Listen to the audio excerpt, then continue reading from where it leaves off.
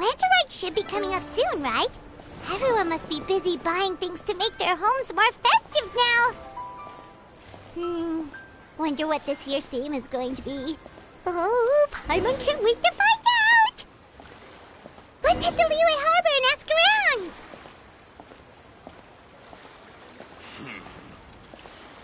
Try your luck betting on Jade?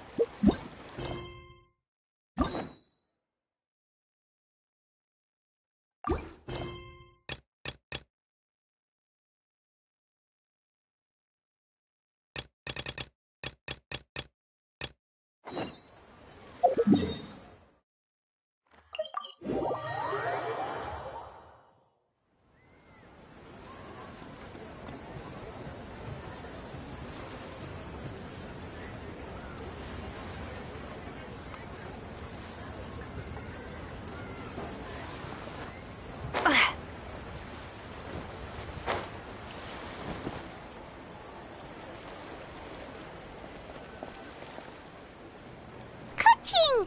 And Charlotte! Paimon never thought she'd see you two together. Nice to see you again, Traveler and Paimon.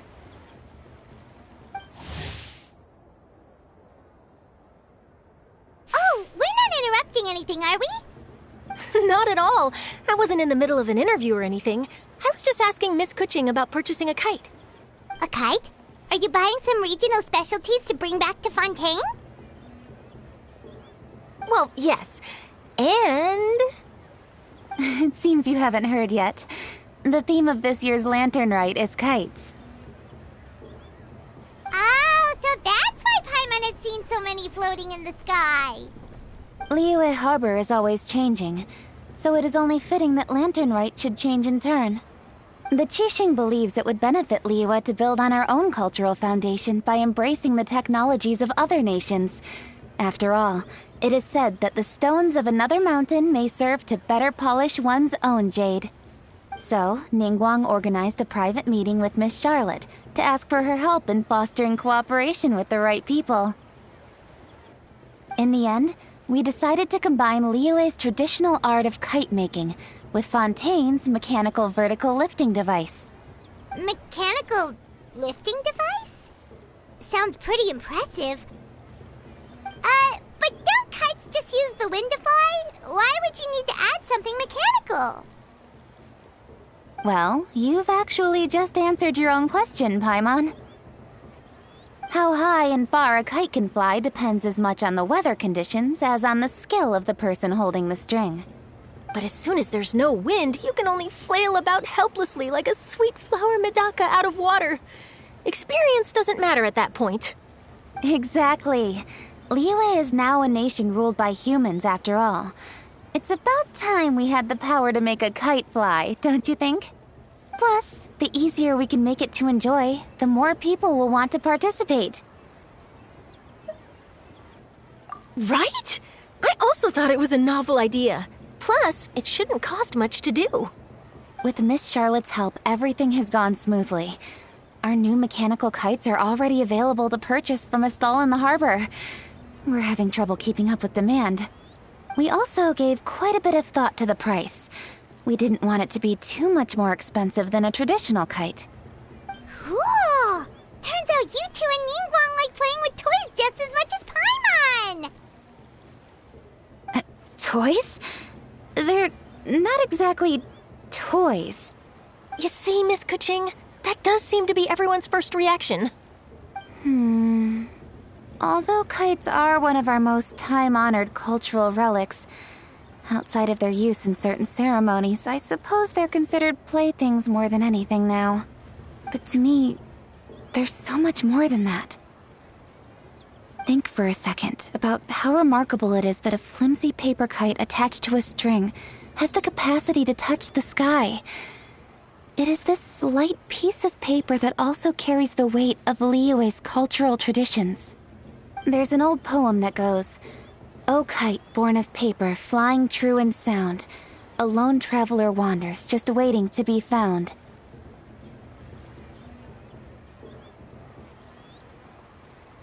In the past, poets from Liyue used kites to symbolize a feeling of longing. or evoke the peacefulness of idyllic rural scenery. If the people of today can derive enjoyment from this activity, they will not only be more likely to better appreciate the tradition, but also to pass it down to the people of tomorrow. That's the Kuching we know, always thinking 5 steps ahead of anyone else. Well said, Miss Kuching. I've learned quite a bit myself. As long as you're willing to listen, I'm happy to share. I also know quite a lot about the various folk traditions related to kites. For example, whenever a kite blew away, people would say it was the Adepti that summoned the wind to take it away as an offering. That way, you can turn an unfortunate event into an auspicious one. What about something more fun? Do you know anything like that? More fun? Let me think.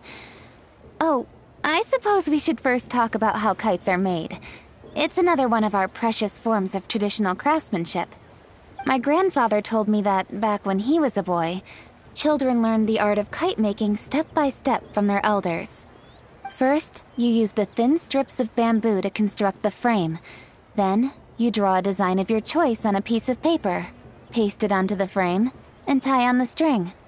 Then, you look towards the sky and release the kite to soar among the clouds. Some people write down certain names or desires on their kites, cut the string, and let them fly free. Others may place particular thoughts or meaning into the design itself. Are certain designs associated with certain meanings? I'm gonna jot all of this down.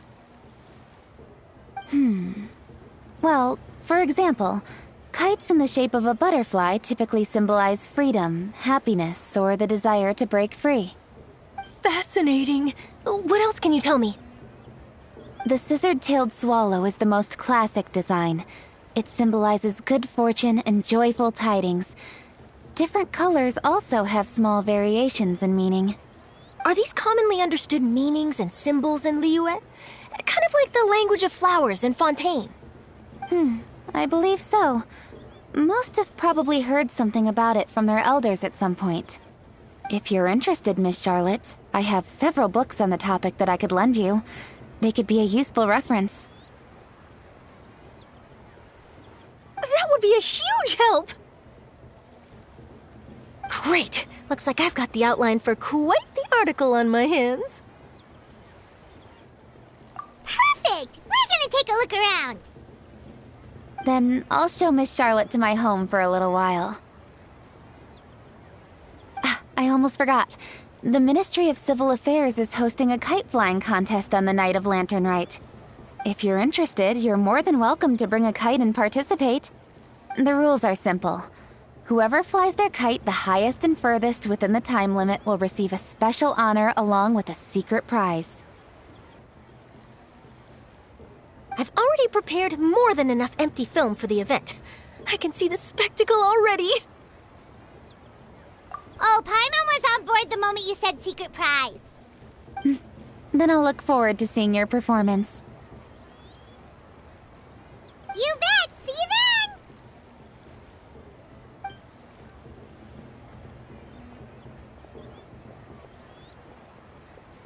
then! Wait, Traveler? Take a peek to your right. Do you see those 2 people lurking over there? Is it just Paimon? Or were they staring at us the whole time we were talking to Kuching and Charlotte just now? They seem fishy. Great, so it wasn't just Paimon. Do you think they could be treasure hoarders? They always seem to be stirring up trouble during Lantern Rite. Oh, Paimon's sick of waiting around for something bad to happen. We should strike first, you know. Foil their plans before they even begin. You go right, Paimon will go left.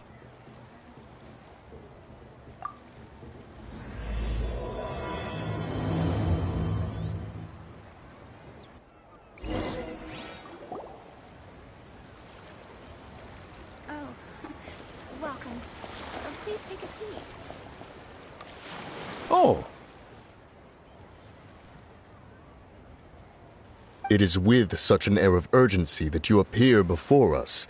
Your comportment suggests you believe us to have committed some heinous crime. Perhaps you could enlighten us as to your intentions. Whoa, where did this fuddy-duddy come from? You should be the one doing the enlightening, buddy. Don't think we didn't notice you eavesdropping. One look and we could tell you were up to no good. Tell us everything, starting with your name. One bears no secrets before two such as yourselves. You stand in the presence of the mighty and illuminated Adeptus, Mooncarver. For the purpose of this foray into the mortal realm, however, you may address one as Hojong. You kidding? That deer's got his head stuck so far up in the clouds, there's no way he'd humble himself down here with the rest of us. You may want to hold your tongue, Paimon. Don't think that Paimon is gonna believe you just because you know her name. Let Paimon guess. You're supposed to be Mountain Shaper, right? Indeed. Mooncarver and myself have descended upon the mortal realm for a visit. The two of you may call me Jiahu. Looks like you did your research. But in our experience, the harder you try to lead us on, the more likely it is that we've got a big fish on our hands. We'll go straight to the Millilith and have you arrested for impersonating a Adepti. Preposterous! Utterly preposterous!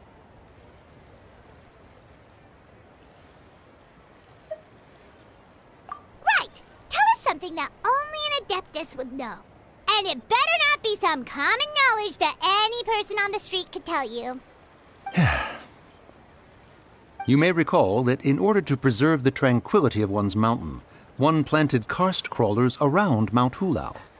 In fact, the seeds are one of Streetward Rambler's cultivars. Among all the Adepti, her horticultural skill is preeminent.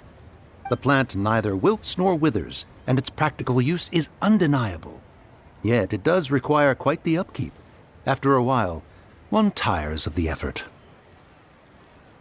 Thus, one had no choice but to foray into town to inquire from Streetward Rambler a gentler and more easily managed variety. On your way, you were accosted by a group of youths, and without revealing your true form, were unable to extricate yourself of their presence. If one's memory serves, Streetward Rambler had to personally come to your rescue. How did you come into possession of such knowledge? The young lass, Yao Yao, keeps no secrets from Cloud Retainer. Alas, one can only let bygones be bygones.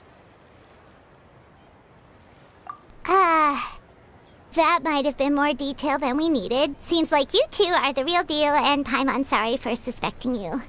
But, for beings as forgiving as yourselves, this is just water under the bridge, right? You indeed have an agile mind. Cloud Retainer was not mistaken in her high estimation of you. Paimon's still curious about something.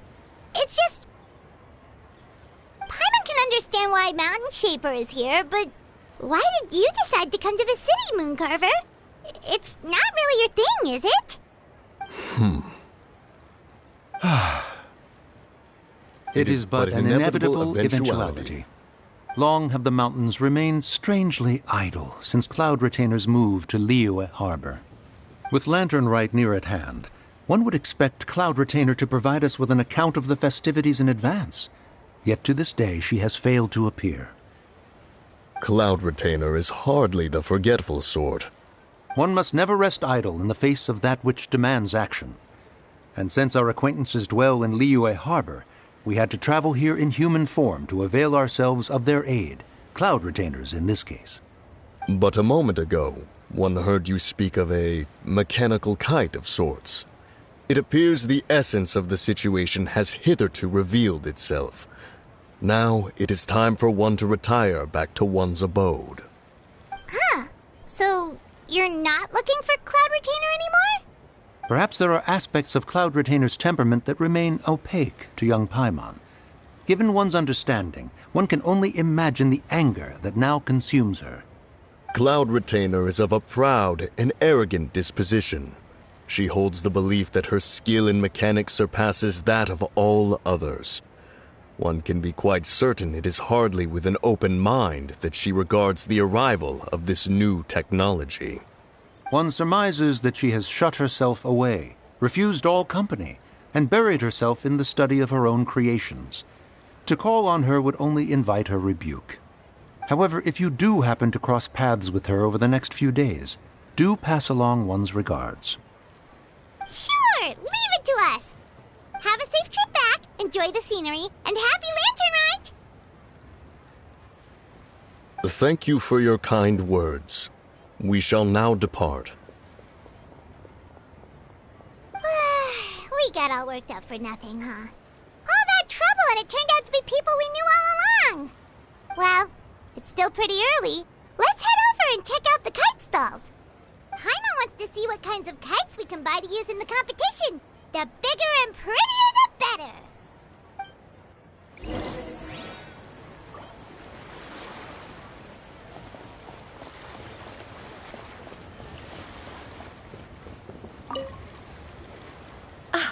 Welcome! Are the two of you looking to buy a kite? Would you like me to go over the different designs? Ooh! A scissor-tailed swallow! And a butterfly! And... oh! This jade chamber design is our newest. It's been selling like crazy over the past 2 days. Does it also have a unique meaning? Of course. The jade chamber symbolizes wealth and abundance. The kite bearing its design is said to bring riches in the future to those who fly it. Oh, now that's Paimon's kind of kite! I apologize for the interruption, but are all your wares in order, Miss Genuine?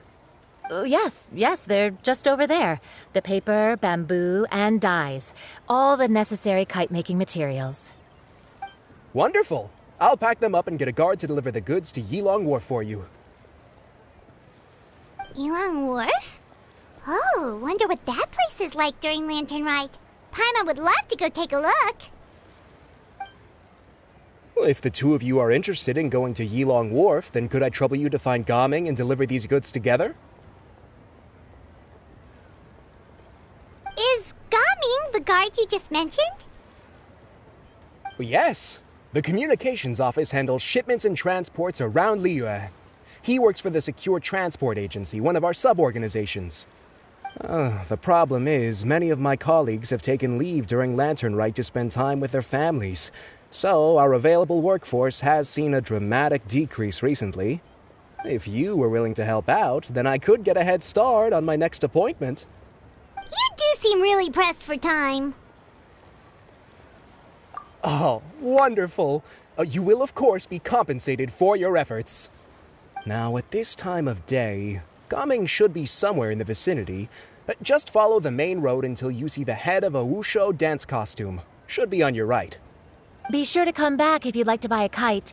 I'll even give you a discount.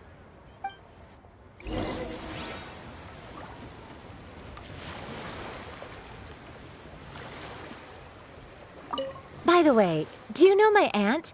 Everyone calls her Granny Shan. I've heard her mention Gaming before. Apparently he's a nice, outgoing fellow and all-around good guy. I never knew kites came in so many styles.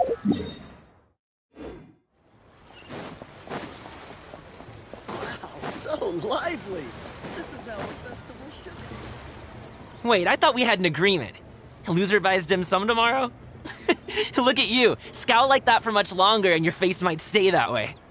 Hey now, don't be upset. How about this? You extend the invitation, and I'll pay. No way, Gaming. You're always the one picking up the tab. I'm not trying to be a sore loser. I just didn't expect you to come from behind to win like that. That was nothing. All in a day's work, friend. Perfect! Gaming is here!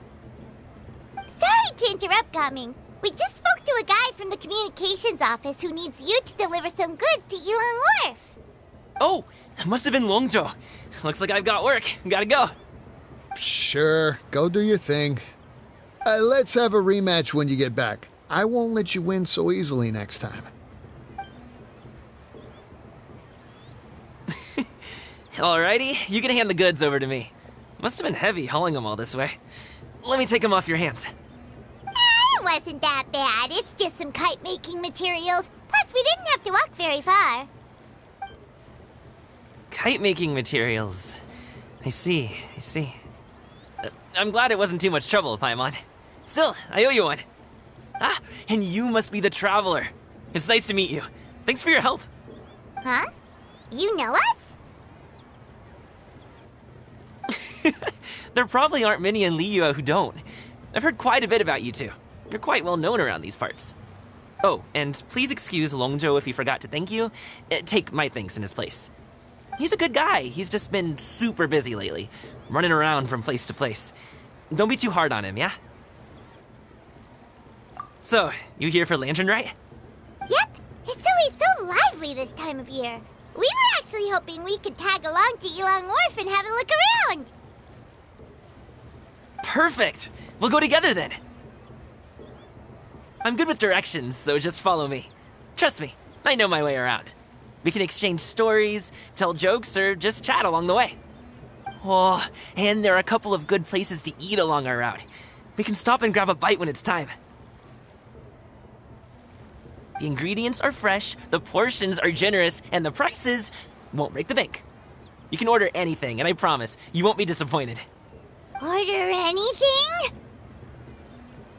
Hey, did you really have to call Paimon out like that in front of our new friend? Don't worry, I understand. I joke around like that with my friends, too. It just shows how close you are. Do you need to pack anything up before we hit the road? I can wait. Nope, our things are always packed and ready. We're pretty much travel experts at this point. Oh, that's right. Then let's get going. If we run into any trouble, you can count on me to protect you. I am a guard, after all.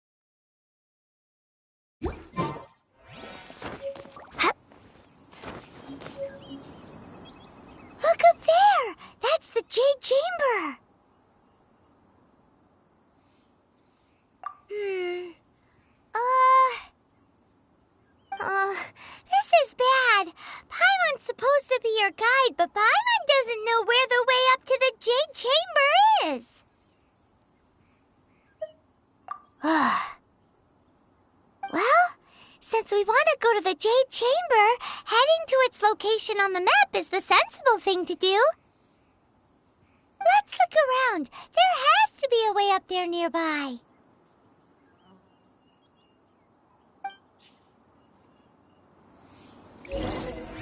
Hup.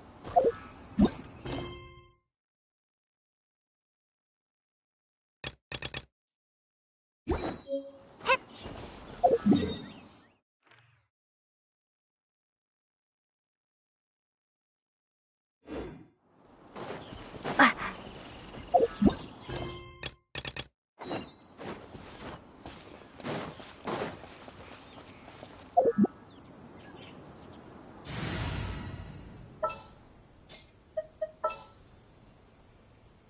Is it time for... Hey, look!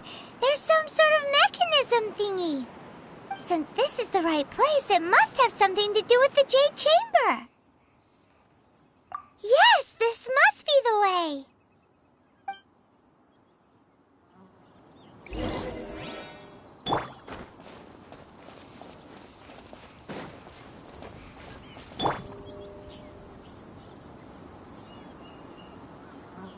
Step on up! Yep.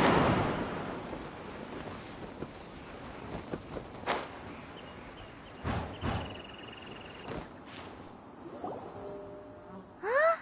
It only takes us up to here. Aw, if that wind current was stronger, we'd be able to reach the top in one go. Huh? Why? Or... Oh, Paimon gets it! If it was a secret, Ganyu wouldn't have let us try to find it ourselves, right? Alright, let's follow your plan. Then we can... Oh, hang on a moment. Look down there. Looks like we've gotten close to the Guizhong Ballista. Paimon has a new idea. Why don't we shoot you up to the Jade Chamber using the ballista?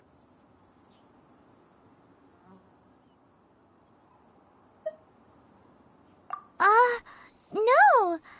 Paimon may have just forgotten to think about the safety measures. Oh, that's right. Now that you mention it, we could use the Guizhong Ballista to see if there's another way up nearby.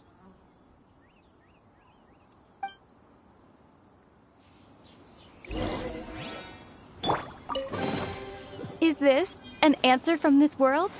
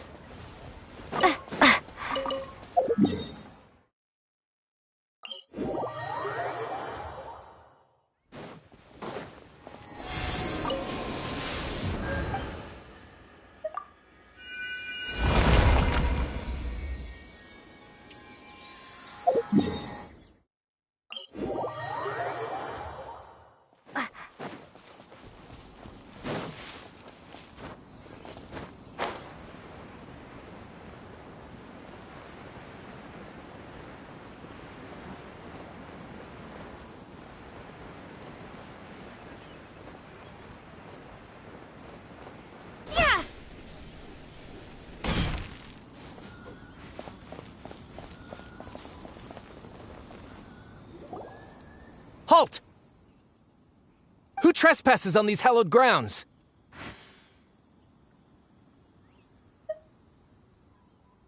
Exactly. What are you talking about? We're invited guests. What makes you think you can treat us like this? No. Wait. Maybe this was Ningguang's plan all along.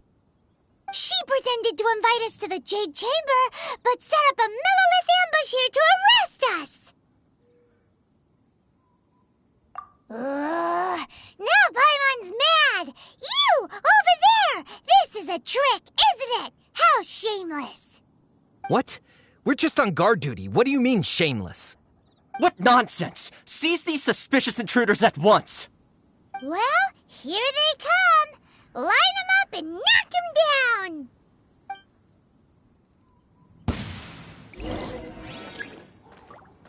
Starfall!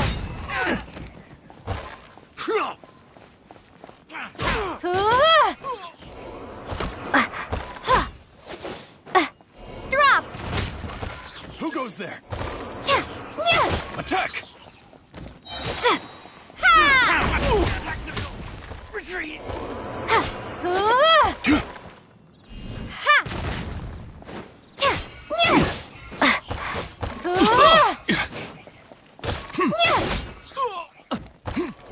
Mythic Triad! Drop! Bested! 2 arms! Crumble Take the apart! target alive! Starfall!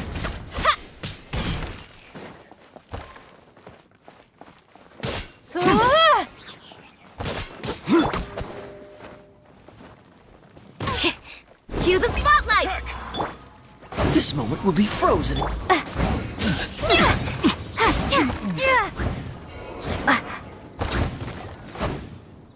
Stop! What's all this about? Lady Kuching, these 2 strange people suddenly appeared. They seem to have designs on the Guizhong Ballista. Who are you calling strange? You want to go to the Jade Chamber? Who are you? We're invited guests here to look for the Liyue Qixing. Who are you? Well, as it happens, I am one of the Liyue Qixing. Oh, I'm Kuching, the Yuheng of the Qixing. I know of you, traveler. You're Ningguang's guests, yes? Didn't expect to meet you here in the mountains. wow. Paimon didn't think we'd meet some super rich big shot out here in the middle of nowhere either. The Guizhong Ballista in Tianheng Pass has long been in disrepair, and yet it was fixed in a single night. I came here to investigate that occurrence. These Millilith are just here to guard the scene, not to arrest anyone. So this was all a misunderstanding? Paimon never would have thought. Anyway, for a mortal to be able to repair an Adepti mechanism is quite the mystery, even to the Qixing. That was... Huh? Oh, right. So, Lady Yuheng, might you have any idea why Lady Tianquan invited us to go to the Jade Chamber? Just call me Kuching. I'd say that Ningguang's purpose is to request that the savior of Mondstadt take a more neutral stance, or at least to not wholly side with the Adepti. We're not taking sides. We spoke with the Adepti. They want to protect Liyue as well. When you say protect, you're referring to their sanctimonious arrogance, aren't you? Huh? You are mortals and thus under their protection. There was no way they would have regarded you as someone with the ability to assassinate a god. Naturally, they would also regard Ningguang's locking down the area, questioning the citizenry, and pursuit of the assassin to be pointless work. Perhaps they even wonder if there might be a cover-up. I'll say it like it is. They're underestimating us. Well, you've got a point there. Still, this is the first time Paimon's seen a person from Liyue who doesn't respect the gods or the Adepti. Should I respect the shallow sense of time and condescension to mortals that has caused them to delay in moving against us, Qixing?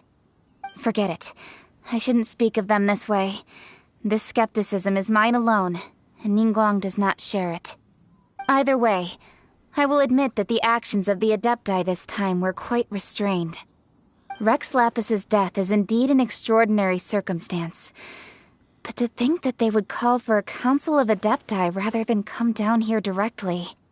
How surprisingly civilized of them. Well, for Ningguang, she would talk anything and everything out if she could.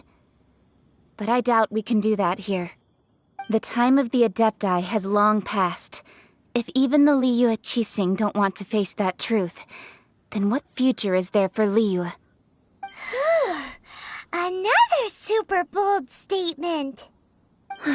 I'll stop here. Honestly, I hadn't intended to say so much. But you're a good listener, Traveler. You should both be off to the Jade Chamber. Don't be late now. Ningguang's schedule is packed to the gills all the way till next year. The cream of Liyue's mercantile crop all see ascending to the Jade Chamber as the greatest honor. Each brings rich gifts as they visit, all to curry a little favor with Ningguang. Favor? But... Wait, that's right! Greeting gifts are a staple of Liyue's culture. We need to get one. Not to curry favor or anything, just to respect Liyue's culture. All right. You can decide on your greeting gift yourselves. Let me tell you how to get to the Jade Chamber first. You didn't actually have to come to Mount Tianheng. Go back to Liyue Harbor. Find a guide at the Yuehai Pavilion, and... well then. May we meet again, Traveler. Well, that Yuheng may not respect the gods, but Paimon thinks she's a pretty cool person. So, what should we give to Ningguang when we see her? Oh, right! Paimon dreamed of an amazing snack last night! Sugar-frosted slime! Paimon has a feeling that it would be perfect for a super rich person like Ningguang. Why don't we go with that for a gift? Nope! But Paimon's sure that we just need to make it with some boom shakalaka! Let's go gather ingredients! Time waits for no one, and neither will our riches.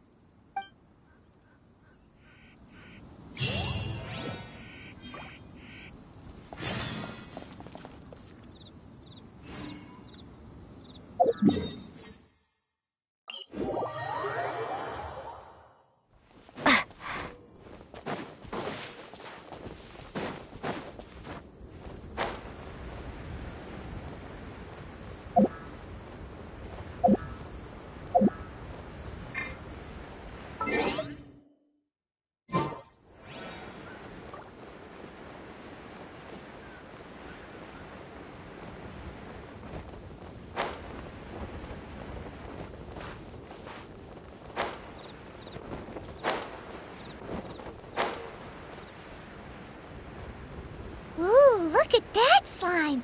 It looks crystal clear! And very delicious. That's the one! Ha!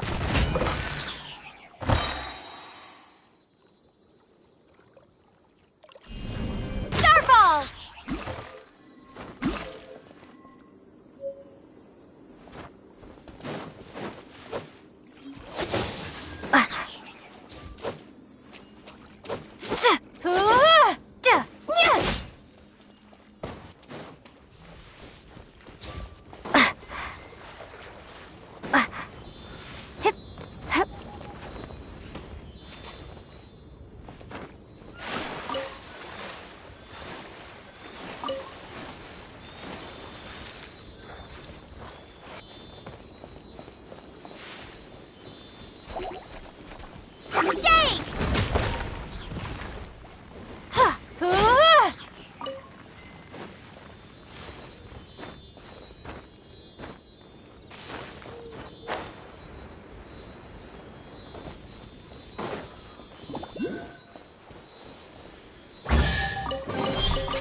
this an answer from this world?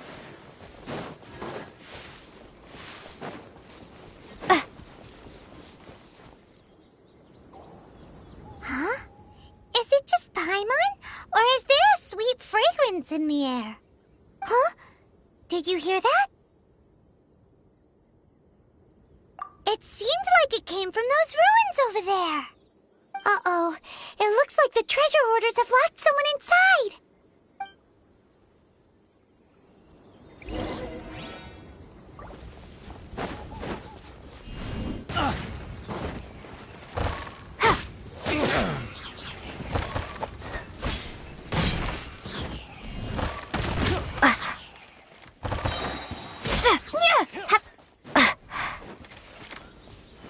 Crumble apart!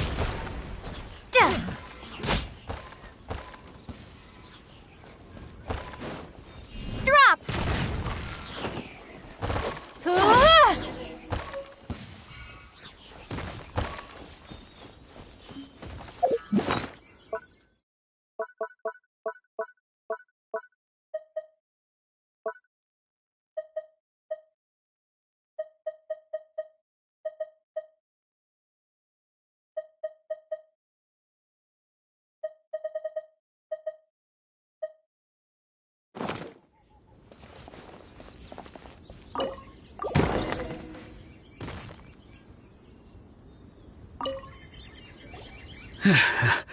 Thank you for your help, kind travelers. If you hadn't come to my aid, I surely would have rotted in this cell. Those treasure hoarders, when their mood was good, they'd rearrange those pots of sweet flowers. When they were in a bad mood, they'd rearrange my face. Aw, it was nothing. No need to thank us all at once or anything. I understand. Don't worry, I will compensate you both. Don't say that. I only escaped this predicament because of you. I'm Meng Dan, a supplier for Mingxing jewelry in Liyue Harbor. I often walk around these mountains in search of antiques. I never expected that those treasure hoarders would have their eyes on the same ruins that I had. Before I knew it, they'd caught and imprisoned me. Is there anything that you lack? Antiques, treasure, various knickknacks, you name it. Well, as long as you want what I have to offer, of course. Wait a moment. Actually, we are looking for something. Oh? And what might that be? Do you have a box that can store presents?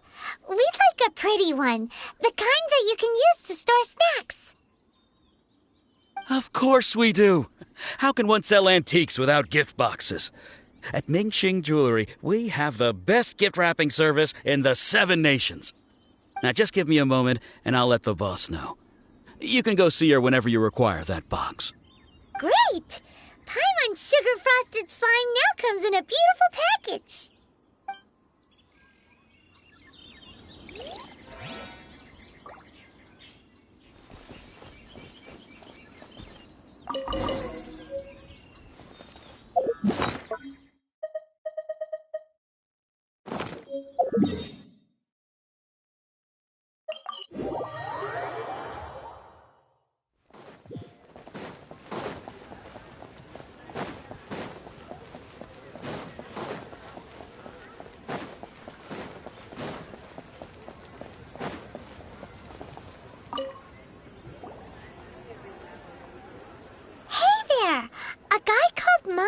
Told us that we could get a nice and shiny box from your store.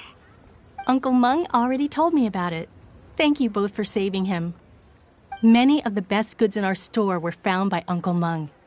If anything were to happen to him, it would be impossible for us to continue doing business.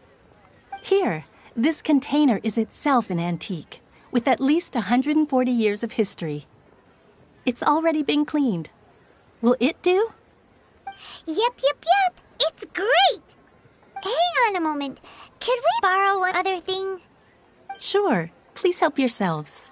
As long as it's on our shelves. Traveler, this clay pot looks really awesome. If we use an antique as our mixing bowl, we should be able to make a great snack. It's done! The one and only sugar-frosted slime! Carefully now. Into the box it goes and dust it over with a bit more powdered sugar.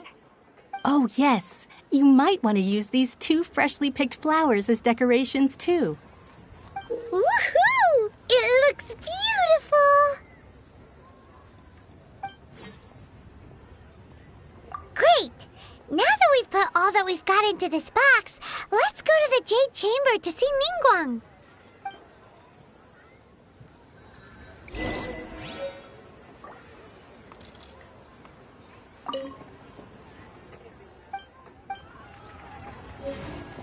Thanks for saving Uncle Meng. Please take care. Well, now, time to clean that pot.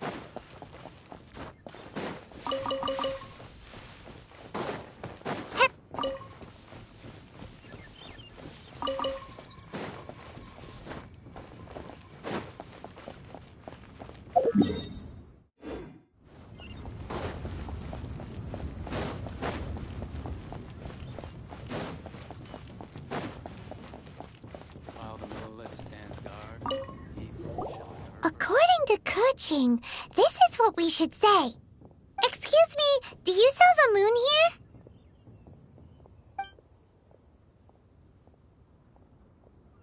Yes. How many would you like? It's not convenient to speak of numbers here. Ah, well said. Please, use this to ascend to the chamber. Yes, speaking of which, are you two the guests that Lady Ningguang has arranged to meet with today? Yep. And yet the code they used was not the one for guests, but for the Yuheng. What's going on here?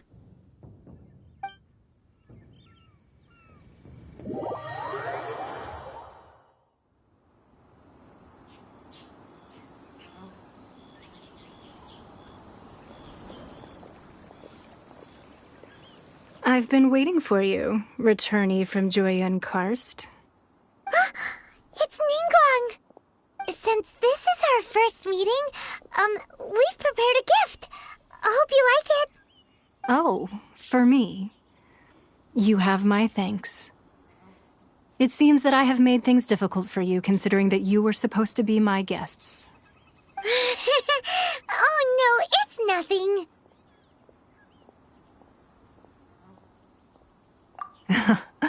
I'm glad you like it too.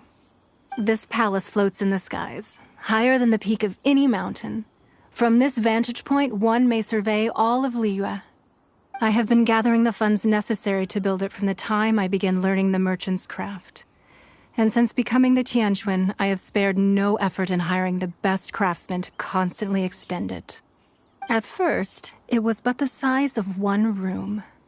Now, it is large enough to blot out the moon in the skies above Liyue.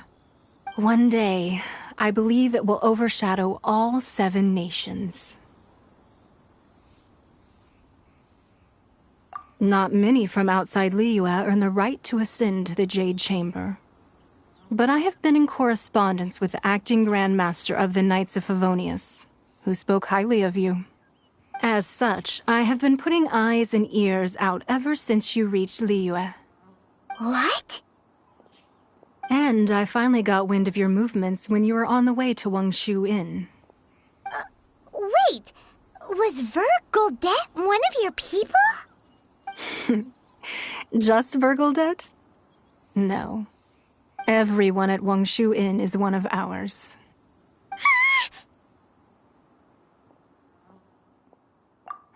At the Guizhang Ballista, yes? You weren't peeking on us from the skies the whole time, were you? I fear that peeking would have been a little difficult from this altitude. Our eyes and ears are more than sufficient. You two are very interesting people, after all. It would be natural to take an interest. Well, I wouldn't expect you to trust us, considering that you have had far more interactions with the Adepti. The reason I invited you here was to clear up some misunderstandings.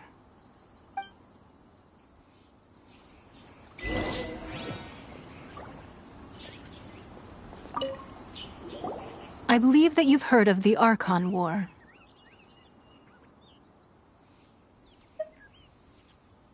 Many gods used to walk this earth, and many long wars were fought between them that did not abate until 2,000 years ago. Much blood was shed, and many lives were lost. In the end, only 7 victors remained standing in Tevat. They built cities and nations on the corpses of the vanquished, and thus began the era of the 7. You can see Goyun Stone Forest from here, I trust. It is no natural rock formation. Those are giant spears of rock hurled by Rex Lapis during the war. Beneath the spears lie those cast down by Rex Lapis in those days, gods that failed to seize the title of Archon. Not only is it true that gods may die, but so too has the membership of the 7 changed over the last 2 millennia. Rex Lapis's passing is an unimaginable disaster for Liyue, but the Order of the 7 will not collapse simply because of that. Another Lord of Geo will arise sooner or later. Yet, how are we to forget Rex Lapis? When that time comes, the relationship between the people of Liyue and the gods and Adepti will surely be different from before. Even in a new era, the Liyue Qixing remain Rex Lapis's former subjects. Do you really think us capable of having played a part in his demise? Of lacking the foresight to see the certain repercussions?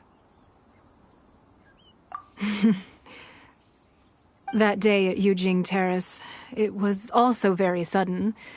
Even I was caught completely off guard. You were there, you no doubt saw. But our enemy has long lain hidden within the harbor. If we do not act against them now, they will surely gain the upper hand. Hiding the Exuvia was a necessary maneuver to take the initiative back, to play the spider while our foes scurry about. Who's this enemy you're talking about? What do you think, traveler? Huh? What are you two talking about? Well answered.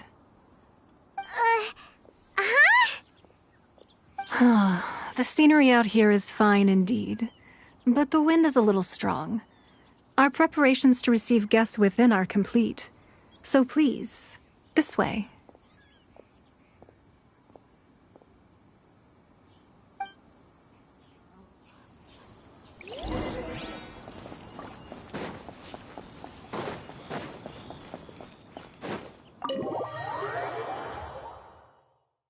Wowee!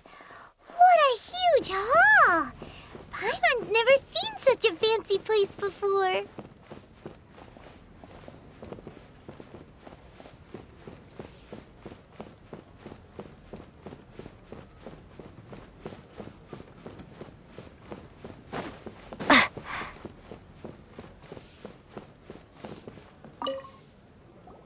Be at ease, you two. Make yourselves at home if you wish. Can we really? I have invited you two here as friends. And when friends come over to play, our enjoyment comes first. Naturally.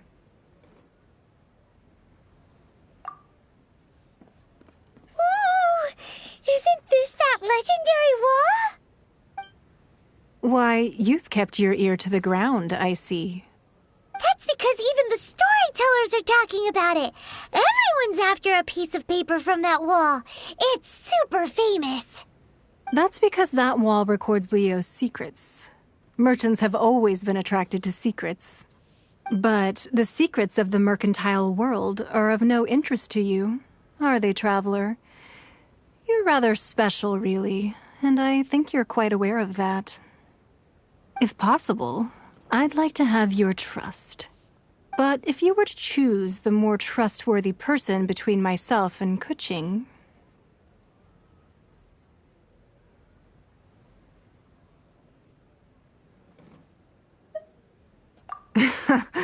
You'd pick Kuching? Nah, I had a feeling. I originally thought her a bit too hard-headed. With someone of her character on the Qixing, I've had some extra messes to clean up behind the scenes. But after she said those words, the time of the Adepti has long passed. If even the Liyue Qixing don't want to face that truth, then what future is there for Liyue? Well, I must say that quite a few of my doubts have been dispelled. I won't deny that Rex Lapis's passing seems advantageous to us. But, for Liyue's sake, we cannot allow ourselves to be shackled by rumors of our usurpation of power. Indeed. It seems that you understood what I meant to say from the very beginning. I called for the gag order and for the Exuvia to be hidden to temporarily stabilize the situation, and also to prevent something similar to the incident in Mondstadt. With Rex Lapis's death, the Fatui have busied themselves with many clandestine actions beyond their diplomatic remit. As the Tianquan, one responsible for Liyue, I cannot be too concerned with appearances when opposing them.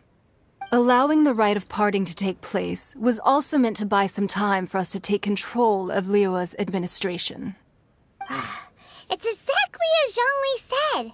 The Qixing only provided the venue for their rite so they could use us for their own ends. Wait, that's right. Speaking of ends, could I say one other thing? Of course. Paimon's heard that anyone who sends a greeting gift gets a little something in return. So, does that include us?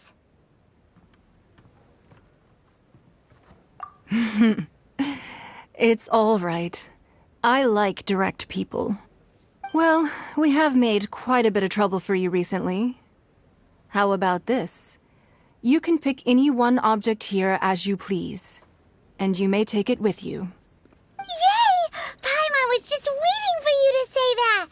Let's see, what should we get? One of the sheets on that wall. Don't look at Paimon like that. One of these sheets of paper will sell for crazy prices, even if it's only as large as Paimon's fingernail. Just imagine how much more a whole untorn sheet would sell for. Let's grab one, the biggest one.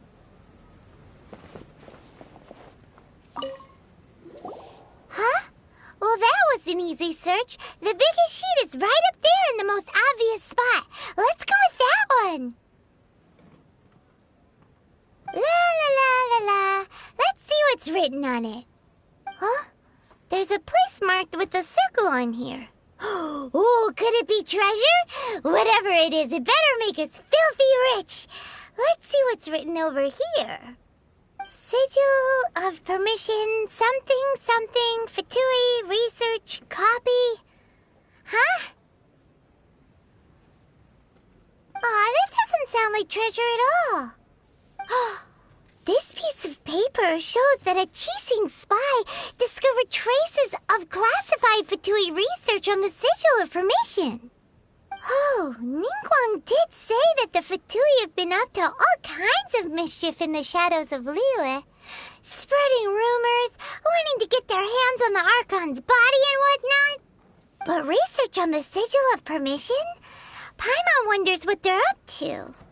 Speaking of which, there's also some connection between you and the Sigil of Permission. Seems there's still more for us to find out. Oh, you really think so? Well, should we not go then?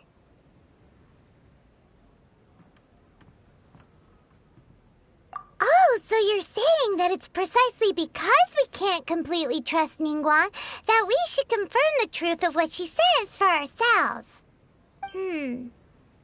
That's way out of Paimon's league. Paimon thinks she's been nothing but good to us.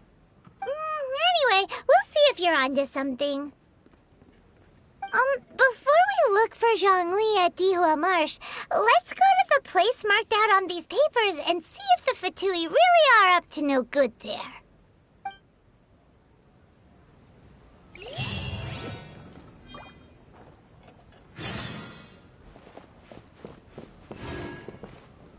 So, have you made your choice? You don't have to confirm it with me. Just choose one and take it. Afterwards, why not sit down for a while in the Jade Chamber? Or have a short stroll? Rest is also an integral part of any journey. Come now. There's no need to stand on ceremony. Loosen up a little. So, have you made your choice?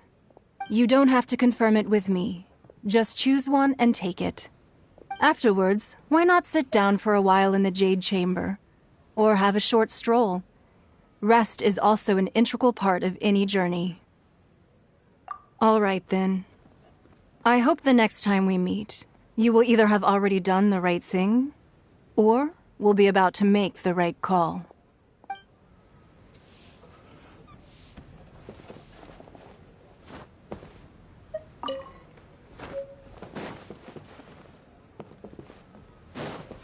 Sorry, anything business related is confidential.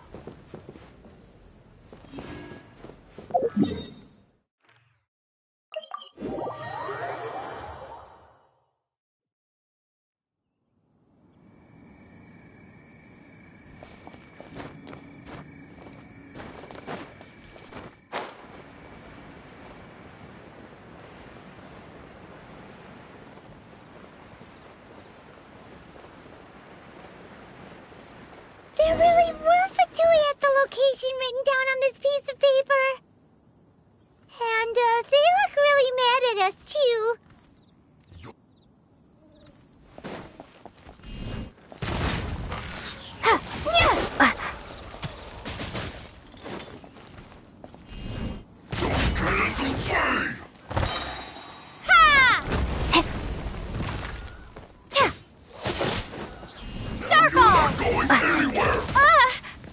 Freshness. As a dutiful maid would. Let the magic be. Oh, so sorry. Dodge this. Drop. This isn't good.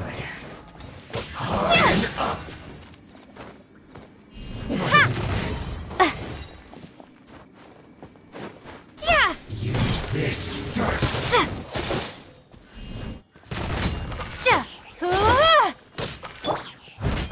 I must leave. Drop. That seemed to work. Freeze.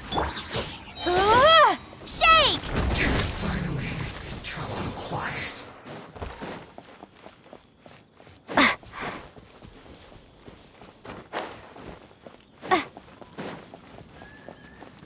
Starfall.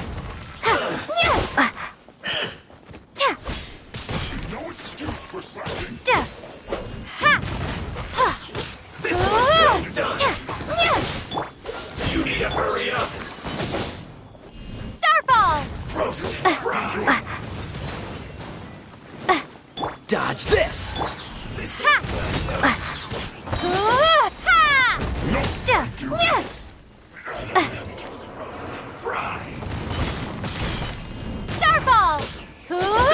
Well done! This moment will be frozen in time. Hurry up!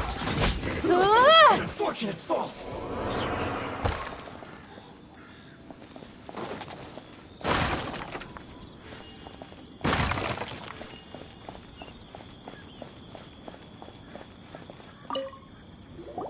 There are so many talismans here. And some stacks of blank paper, too. What are they for? Paimon's seen this pattern before. But where? Oh, Paimon knows! It looks just like the sigil of permission the child gave you. But how did a relic of the Adepti end up in the hands of someone like Child? Suspicious. Oh, that's right. Cloud Retainer said that when the Lord of Geo created the Sigil of Permission, it wasn't to be used as some old relic. Talismans like that were once used in the Archon War to channel divine powers. Maybe the Fatui are copying the Sigil of Permission in hopes of achieving a similar effect. Being able to channel divine power in battle? Whew, that sounds pretty dangerous. And the plot thickens. We'll need to keep an eye on Child, that's for sure. Alright, that's enough sticking around here. We gotta go meet up with Zhang Li soon. The last stop on our rite of parting preparations tour is Dihua Marsh. Let's go! Paimon hates being late.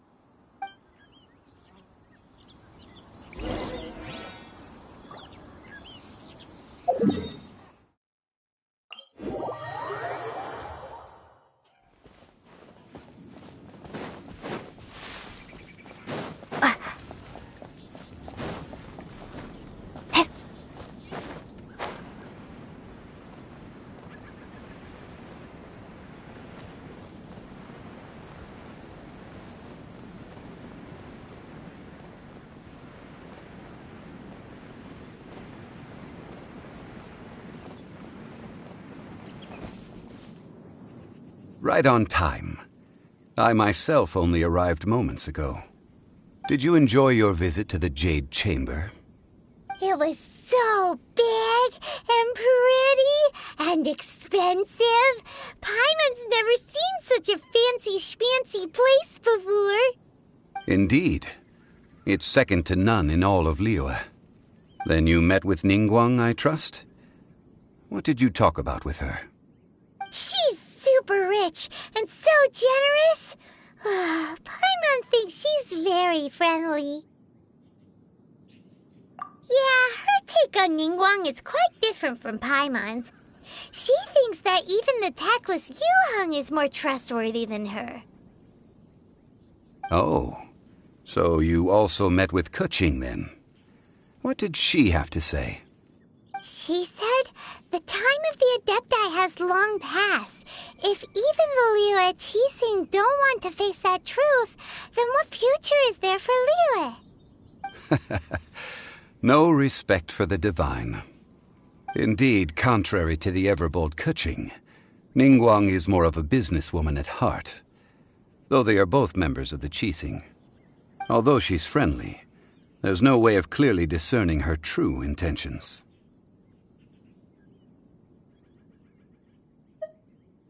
Yes, she has only relied on herself to rise to her current position. No ordinary person could ever achieve that. It's said that she's the one behind the constant expansion of the Jade Chamber. It's the second most important thing to her. Even if she ever gave up the position of Tianquan, she would never give up the Jade Chamber. The Jade Chamber is only second. What's the most important thing to her then? Why, Mora, of course. All Ningguang talked about was the Fatui this and the Fatui that. She said that after Rex Lapis was murdered, the Fatui have constantly been trying to sink their fingers into Liyue, and that they aren't to be trusted. That is how the Fatui have always been. It doesn't surprise me in the least. No matter what they may be planning, you must be careful when dealing with the Fatui. Always be on your guard. So, is there anything we need to get for the rite of parting in Liyue Marsh? Yes, as a matter of fact, there is. Today, we'll be gathering wild glaze lilies. Glaze lilies? Well, why did we come all the way out here? Doesn't the garden in Yujing Terrace have some? Even Qingse Village has glaze lilies. Oh, right! Paimon remembers that Madame Ping is always tending to flowers. Maybe we could ask her. No. Those lilies have all been gardened by people. They won't do it all. Liyue Marsh used to be full of glaze lilies. It is a sort of joyful flower that listens to human song. Before the Archon War, Liyue Marsh was all dry land and fertile soil. But the war caused landslides, and the land was flooded, turning it into the marsh you see now. Nearly all the glaze lilies were wiped out. Of course, there are some kinds of flowers that have been preserved and gardened by people in the city. But very few people know that glaze lilies may still be found in the wild. Wild glaze lilies have the strongest fragrance. If we want to follow the true tradition of the rite of parting, we must grind up the wild lilies and place the powder in a censer of everlasting incense. But I'll need your assistance in gathering these flowers. No, I need you to sing to them. Singing to the flowers will make them more fragrant. So how good is your singing? Really? Why doesn't Paimon believe you? We'll only know once she starts singing.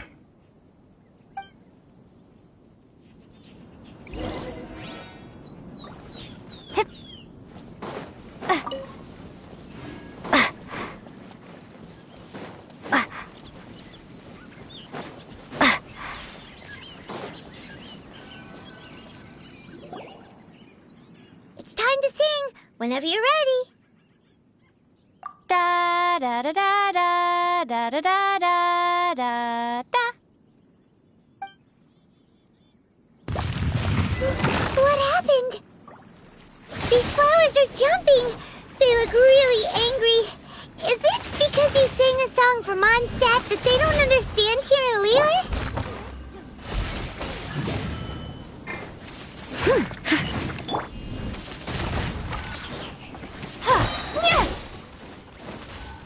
Crumble apart! Cue the spotlight! Someone needs...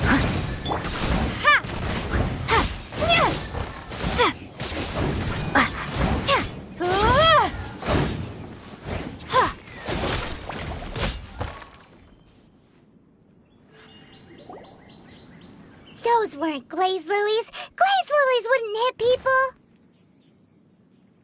This little monster is known as a whopper flower. Strange. These petals look interesting. The glaze lilies used as a disguise were buried with the whopper flower for too long. The result seems to have surprisingly potent medicinal value. Let's collect what we can of these petals. Well, that's nice and all, but will those petals be useful for the rite of parting? Unfortunately, no. That's so lame. Excuse me. Are you searching for glaze lilies? Oh, hey! It's... What's her face? Paimon can't remember. Yongu? Who's that? You've completely forgotten my name, haven't you? Ah, that reminds me. How was your visit to the Jade Chamber? Well, it sure would have been better if you told us how to get up there. Didn't I tell you the way? Surely I did. Nope, we found the way on our own.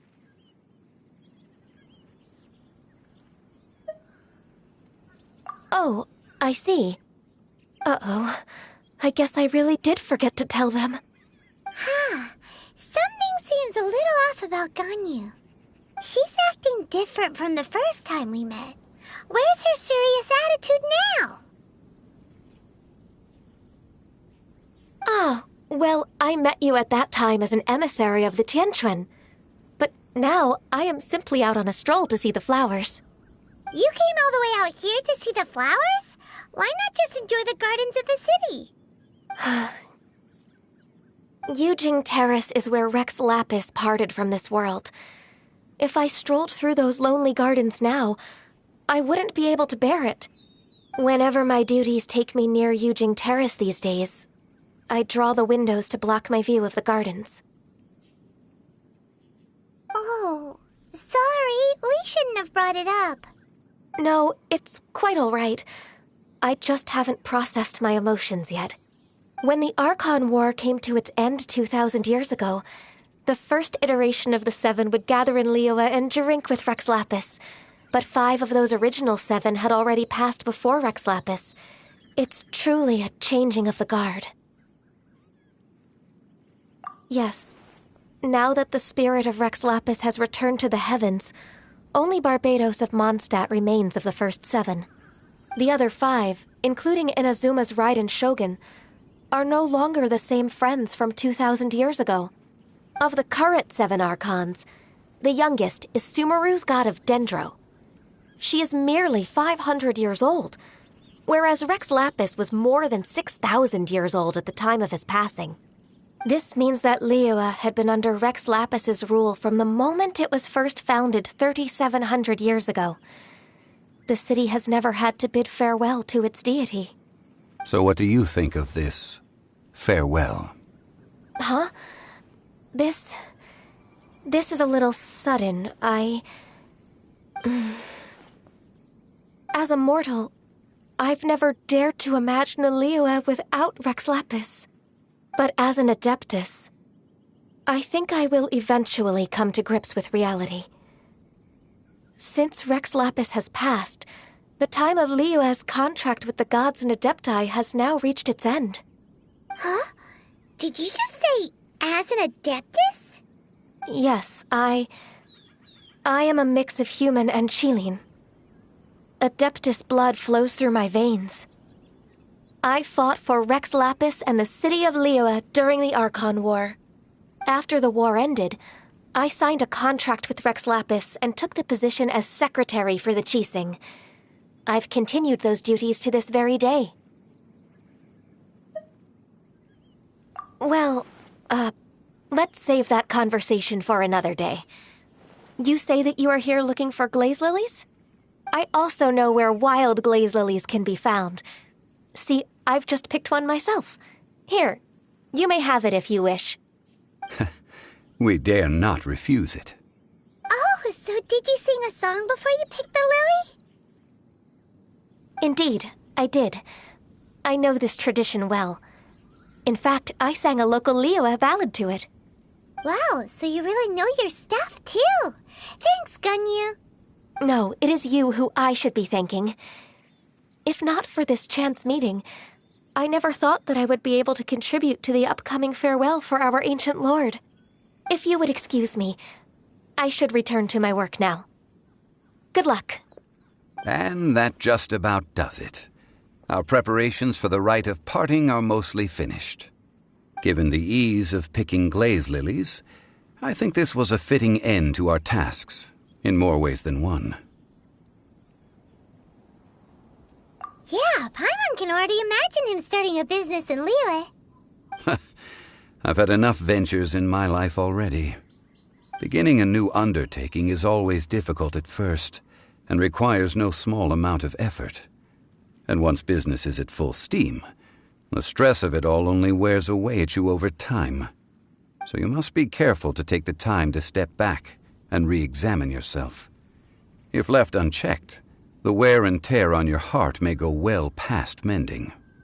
Wow. See? Zhongli sounds like he's already seen it all. Alright, I think it's about time we head back to Liyue Harbor now.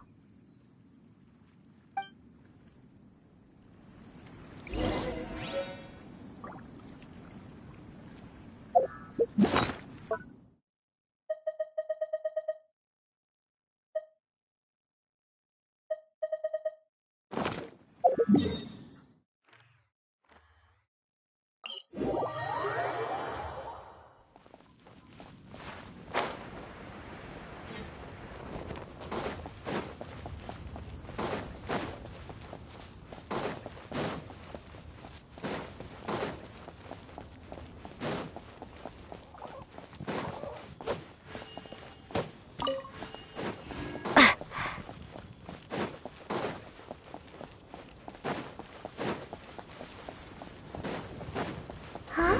What happened? The city gate is swarming with Millilith and... the Fatui? This atmosphere is highly abnormal. It seems as though something big has happened. We should ask around a little, just to be safe.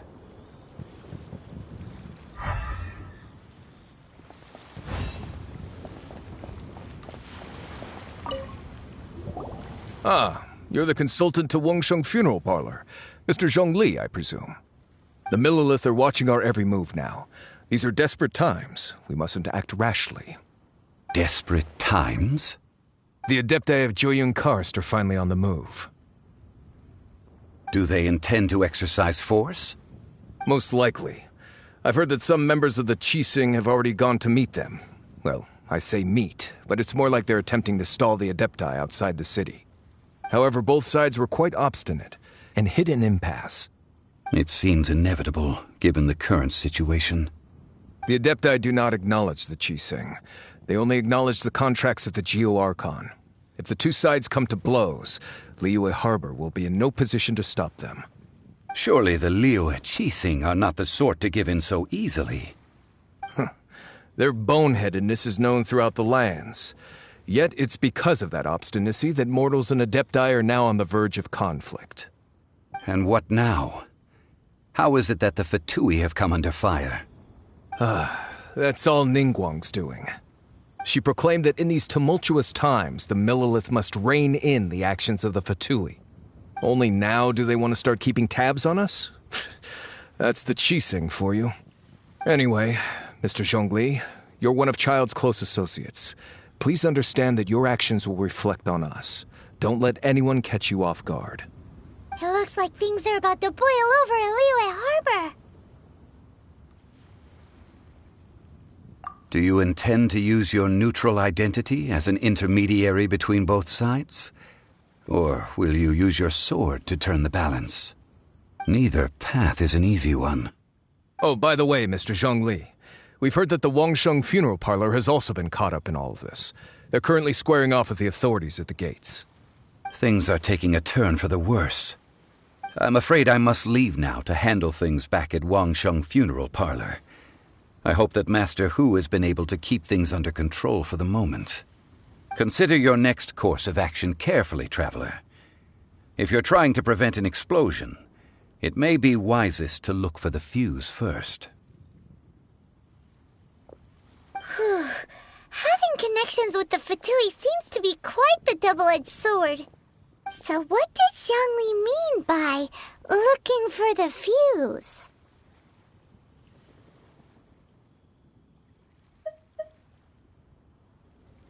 Oh, Paimon gets it. If there's anyone that wants to see the whole city turned upside down, it's definitely him. He must be waiting for the moment when no one is watching to do something really bad. But where could we find him now? Where would he go at a time like this?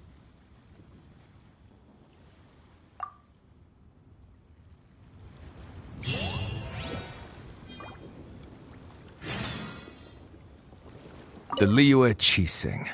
To think that they'd go for us Fatui the first chance they got. Once the Adepti send the Qixing packing, we'll just set up foreign relations with them instead.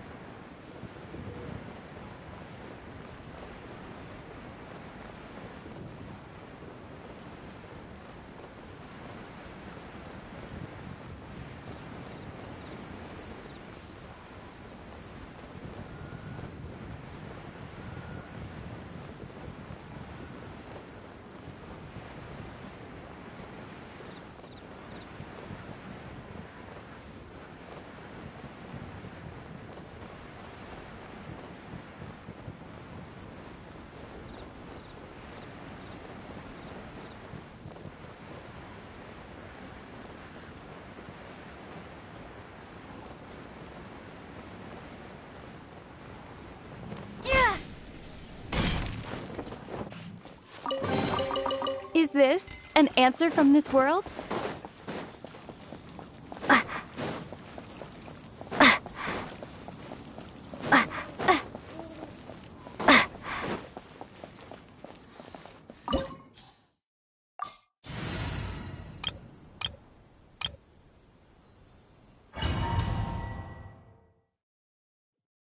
Wow!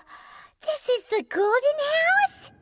It looked impressive enough from the outside, but who would have guessed that it was even fancier on the inside? And so full of Mora. This is where all of Teyvat's Mora is minted, right? In that case, maybe they won't notice if a few Mora go missing. Oh, so it's a trap! Tricky. Good thing Paimon's got you here. But even if we can't take any, we can still have a closer look, right? Or better yet, take a nap on top of a mountain of Mora. It's like a dream come true. Oh, right. Back to business. It's quiet. Too quiet. Surely someone's gotta be guarding something as important as the Exuvia. Huh? Look! What happened here?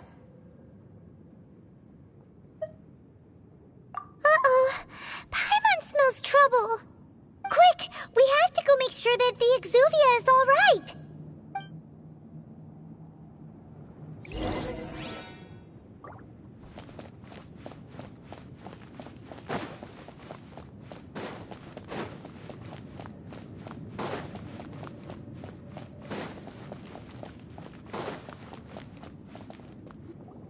You've already fulfilled your task as guides, so why do you still linger here?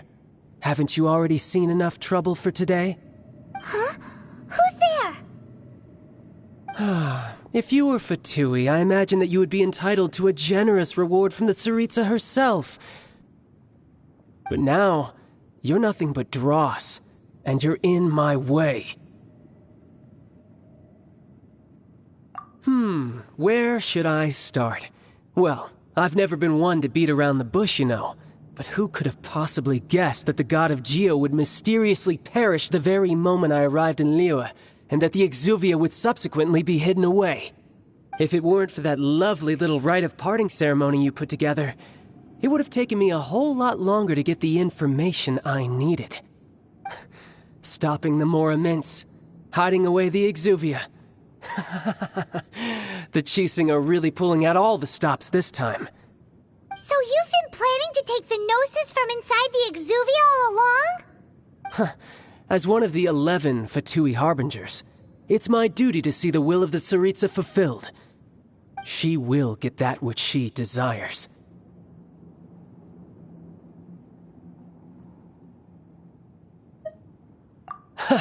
I'm not asking for your blessing, and there's nothing you can do to stop me anyway. The time for discussion and diplomacy has already passed. I mean, if it were up to me, I would have skipped that stage to begin with. But I'm willing to do as the Tsaritsa deems fit. Either way, we now come to my favorite part. A simple pleasure, and one that I am oh so delighted to be sharing with you. The battle. Battle? So you're the type that goes looking for trouble, huh? You could say that. When Signora offended the deities outside the cathedral in Mondstadt, she swiftly left the scene once her mission was accomplished. Instead of confronting you directly, she chose to rely on the snow and ice to make her escape. She wouldn't want the knights to come running towards the sound of battle now, would she?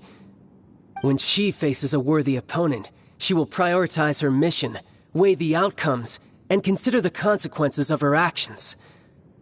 But as for me, the greatest pleasure of being a Harbinger lies in crossing blades with strong opponents. We won't let what happened in Mondstadt ever happen again! Oh, so you intend to fight me? Good. I won't kill you, Traveler. I'll just play along, to feel the thrill of battle. Besides, you could never defeat me, not even in your wildest dreams. But hey, try to relish the fight anyway, because if you ask me, without that, what else is there?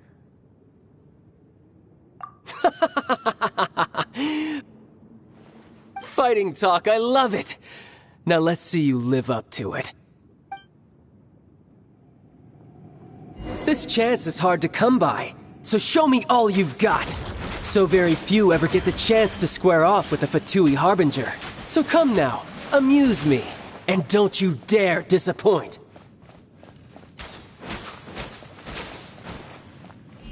Starfall!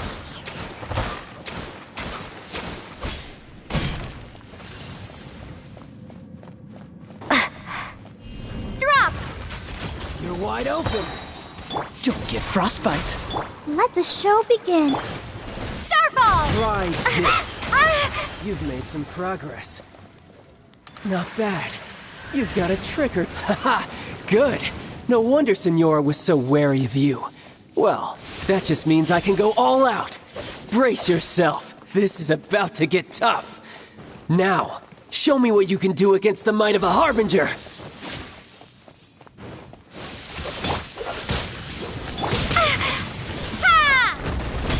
No use hiding back there. All you do is run. My turn.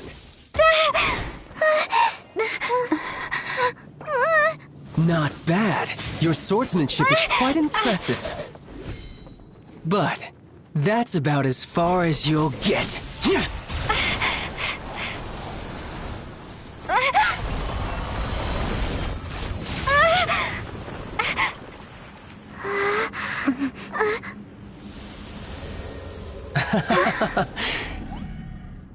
Didn't think you had that card hidden up your sleeve.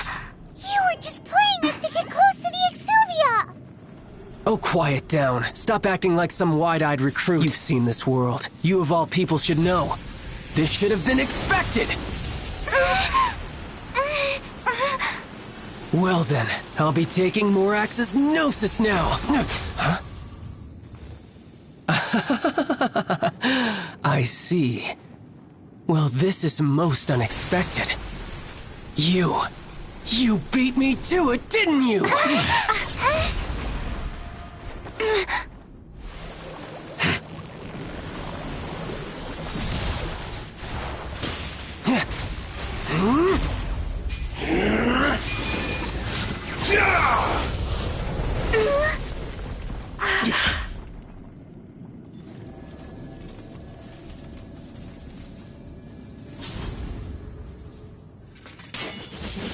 Not bad.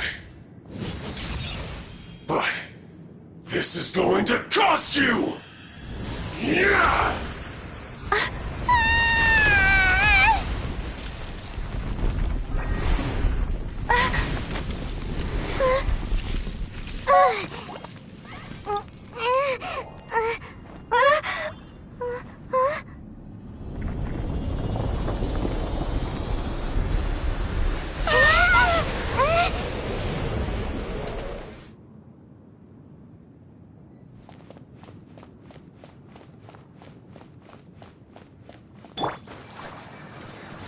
You got to the Gnosis ahead of me, didn't you? Did you simply move faster? Or did you leak the information regarding the Golden House to me on purpose? No matter. Hand the Gnosis over, now! Don't make me take it from you! We didn't take it!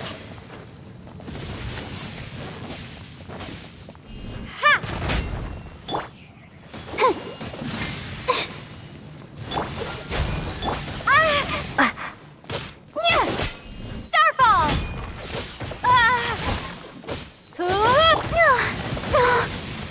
I'll protect us.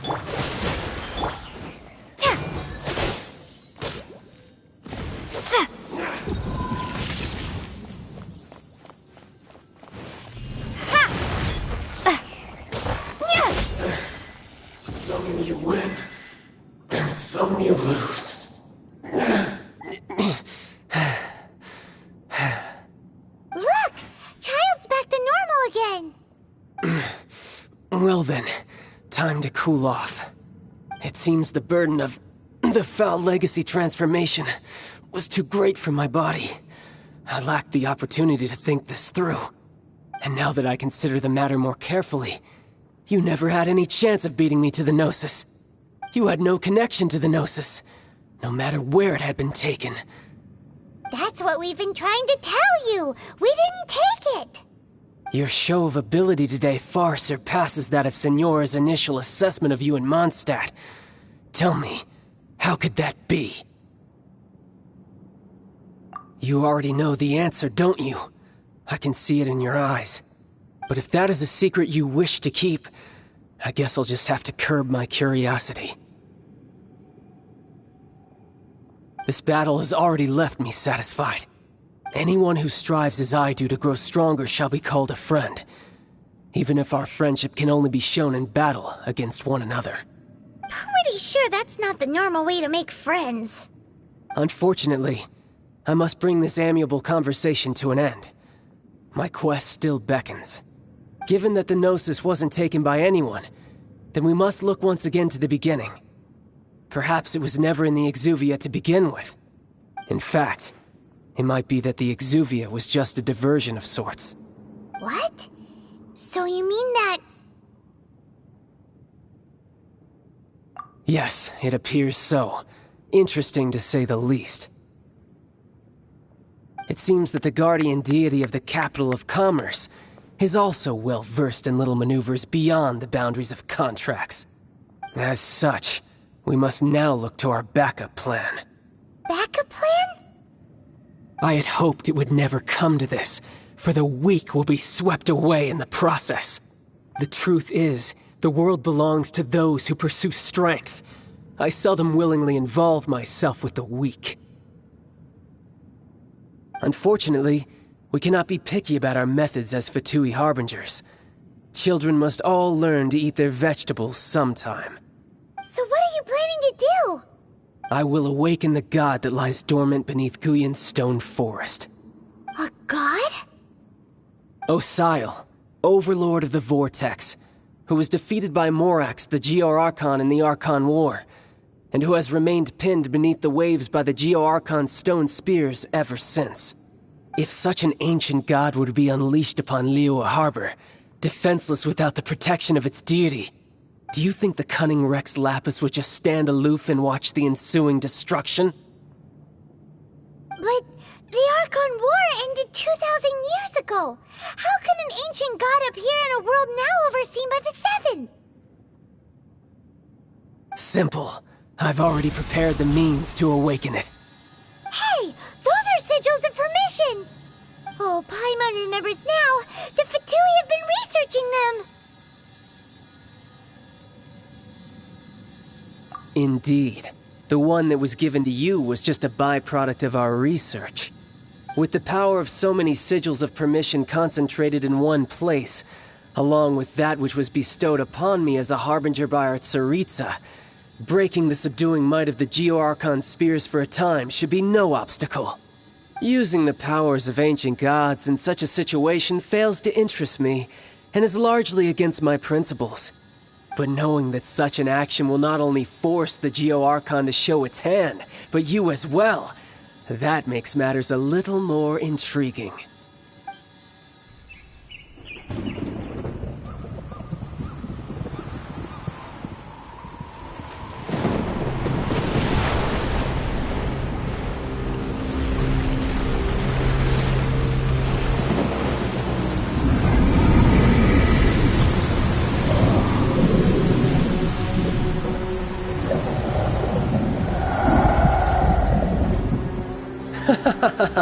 Let's see. Will the nation that has lost its deity be swallowed up by an ancient malice once more? If you wish to drown together with the people of Liyue, you're free to stay and enjoy the show. Huh? He's already gone. That guy is fast. What's going on?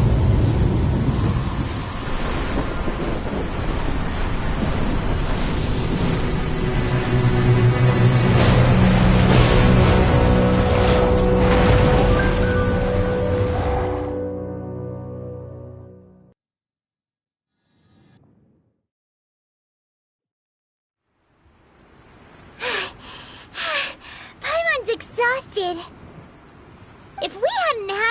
the Jade Chamber flying over just as we came out of the Golden House, we really wouldn't have known which way to go. Did we make it in time? Is the Overlord of the Vortex still in the sea? It hasn't destroyed Liyue yet, has it? What are you doing here? Huh? Hold on. It's the Adepti. What are you doing on the Jade Chamber? Paimon thought you were arguing with the Chising. Is the fighting over? Faced with a calamity of such magnitude, we have agreed to put our differences aside for now and unite against this common enemy. Oh, Paimon gets it. So how do you plan to defend Liyue? Just seeing this Overlord of the Vortex guy puts a pit in Paimon's tummy, even from all the way out here. It's not just you. We've got new Millelith recruits who can't even stand at attention without shaking. The force of an ancient god's presence seems to be too much for ordinary people to handle. Which is why we must stop that monster before it gets any closer to Liyue Harbor. So the Archon War was fought 2,000 years ago against enemies like that thing? Now that's scary. So will the power of the Chising, Millelith, and Adepti gathered here be enough to stop that god? We've already discussed this together, and our conclusion is... not necessarily. What? But all of you are supposed to be the guardians of Liyue. Can't you think of something? One certainly could. Huh? The Chising did once research the matter of the Guizhong Ballista when it piqued their fancy.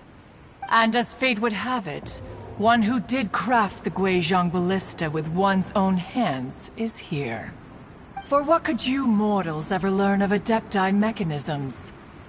Yet, it would take one, but a little tinkering to turn this ballista into an engine of war beyond your wildest thoughts. I suppose this is one blessing from the Adepti that we should be thankful for. So be it. We shall use the upgraded Guizhong Ballista to fight off that god. All the Adepti here can lend their strength to man it. We haven't a moment to spare. Our battle begins now. Yep.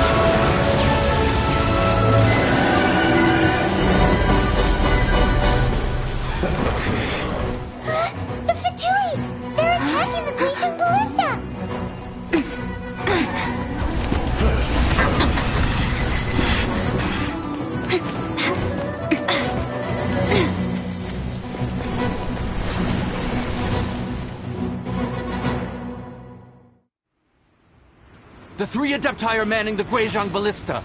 Do not let the Fatui disturb their work! All able Millelith, with me! Let's go help too! We Adepti have not faced a god in several millennia. This should be fun. Let one see what you're made of then. What strength remains within you, one wishes to witness.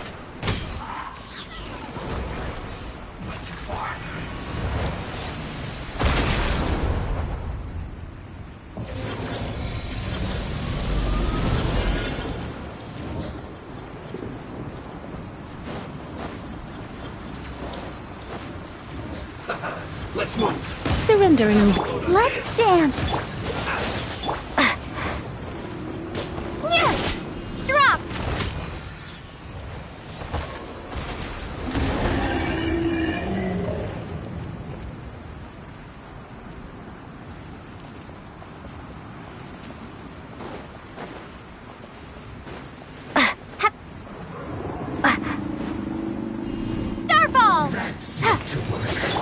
moment will be frozen in time. Cool.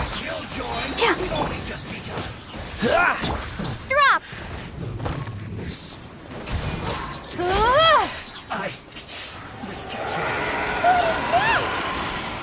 That is Osial's divine power. I am very familiar with it. Be careful not to get hit.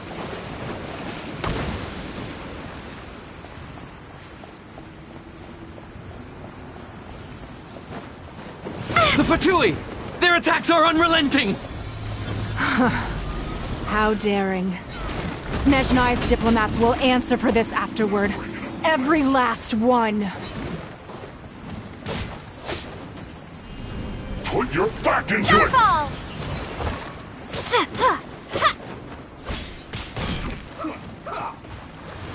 This should be fun. The ancient gods attacking again! There are so many Fatui too! We kill them! Were you about to say we can't hold them, children? Huh? Crumble upon! Don't lose heart. Here, take this. This is adeptal energy! That light from your body, it's like the Tyrant Julian Karst! Wow, it's Madame Ping's shockwave! This granny's really strong!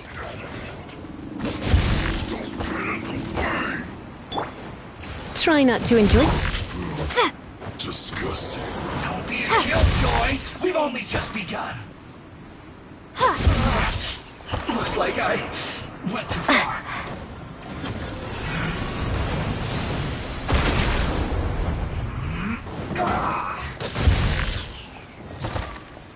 Drop! This, I guess. Ha! With the blood of the Chilian, I guard you against evil! Cast your fear of injury by the wayside, and fight with all your might! I too did this during the Archon War! So this is what Ganyu's like in a fight! My name means swiftness. Take my power and run as I do. We're going too fast!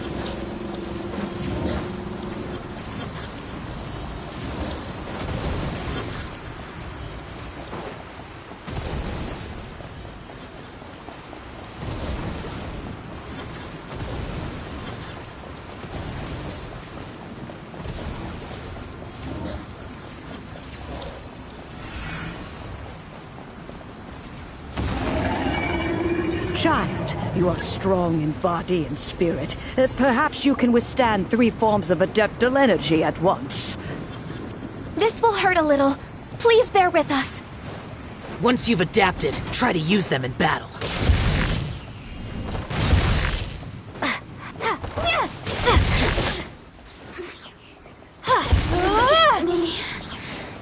Drop! Send this This isn't good. I guess this is it.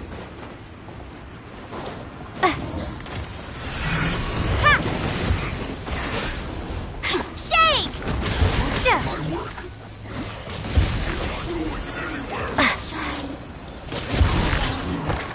Disgusting. Drop! Exercise caution! I fear that the god's power has reached its peak! In other words, if we hold here, there's nothing worse to come, right?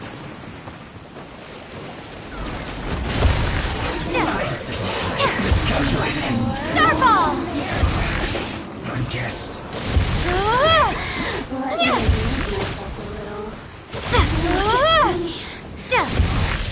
this isn't good.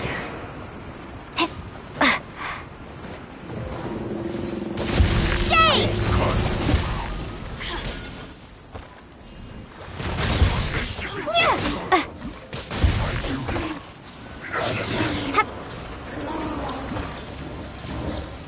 Let me amuse myself. Crumble upon!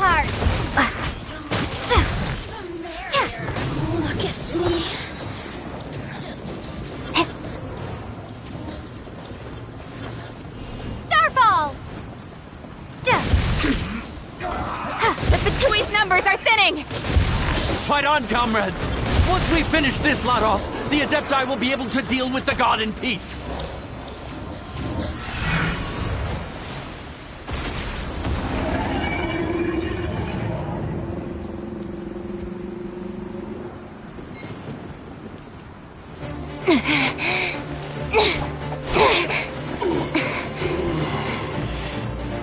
The interlopers are no more. Now we may commit ourselves fully.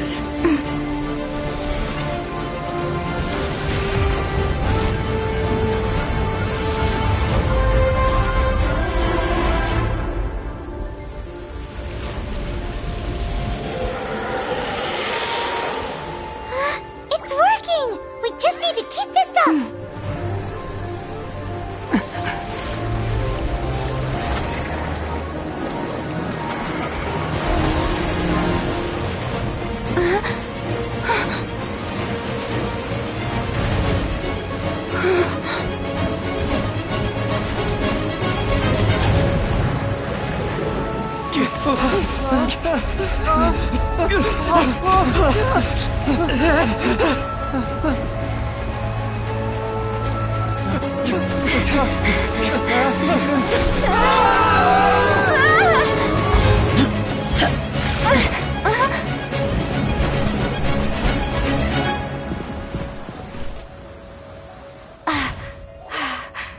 Be careful now.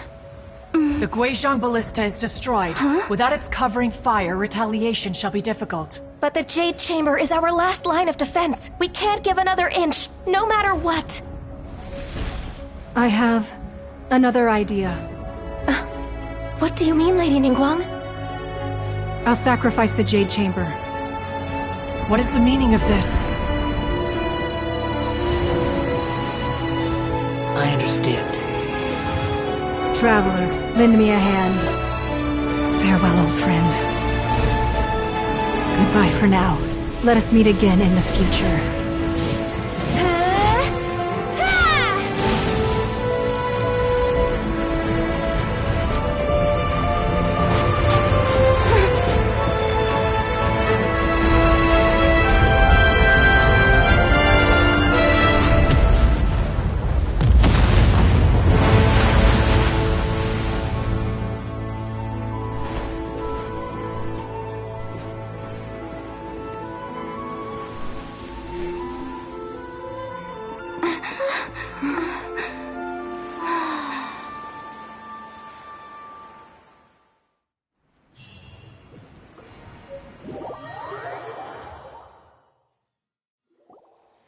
Is it finally over? The ominous aura of that monster has indeed begun to fade. The effects of the Sigil of Permission last but a short time. It will be some time before the Overlord of the Vortex can make any waves again. We are indebted to you for your assistance. If the Adepti hadn't happened to be here, the future of Liyue Harbor would surely have been in great jeopardy. Save your flattery. We didn't just happen to be here. Surely you won't pretend to have forgotten the reason for which we came. Come now. There's no need for such harsh words, Cloud Retainer. I've heard that when Ningguang began learning to do business, she had already started setting aside part of her then limited income in preparation for building the Jade Chamber. At first, it was only the size of a small room, but with continued expansion, it has become the palace that lies before you now. It is a testament to Ningguang's entire life, both as a businesswoman and as the backbone of the Liyue Qixing. Seeing the Jade Chamber destroyed in the defense of Liyue means much to her. To me, such cooperation and sacrifice deserves at least some recognition, don't you agree? Well, I was really hoping you would say that such sacrifice could at least be used as some leverage in our negotiations. Thank you all for hearing me out. We know very well why the Adepti came here today. But please forgive us. We cannot yield to your wishes. Oh? 3,700 years. According to our records, The Adepti signed a contract with Rex Lapis to protect Liyue 3,700 years ago. Even to this very day, Liyue and its lands have stood the test of time, immovable as stone, just as it was thousands of years before. This is truly no small feat. But that does not mean that the Liyue of today is the same city as it was all those years ago. Do not merely cast your protective gaze upon the land. Instead, focus your sights on our city and each of the citizens that dwell within it.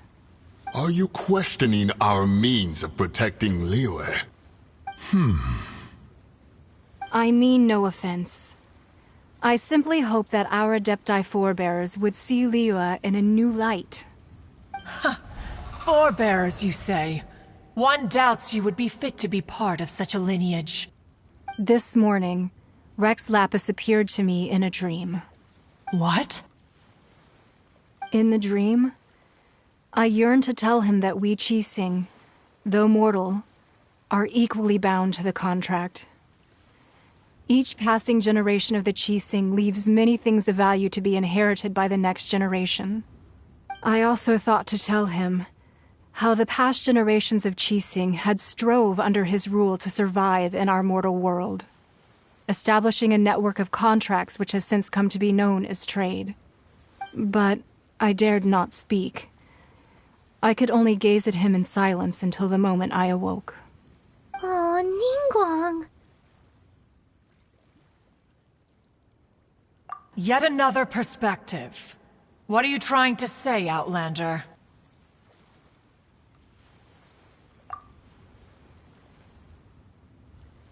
Right! That's something that happened in Mondstadt. It's a story about the Four Winds and the people of the Animal Archon. The Animal Archon sought to quell the strife between the two sides, because he believed that such conflict would only scar the hearts of both, and that nothing good would come of it. Each of the 7 nations has its own scars from the past. Though your point is the very height of simplicity.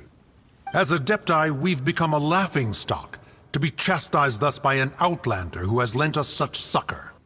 All right, all right. Didn't Ningguang suggest that we should focus on the city and each of its citizens? I know I already have, so why not see for yourselves? I apologize for appearing in full armor. I am afraid I cannot show the proper courtesies. And who are you? I am Feng Yan, a sergeant of the Millelith. I have come to extend my thanks to the Adepti. I thought this battle would perhaps be my last. But thanks to the aid of the Adepti, our forces were not as badly battered as I feared we might be. Although I am a mere mortal soldier, I promise to hold the line and never betray the grace given to us by the illuminated Adepti this day.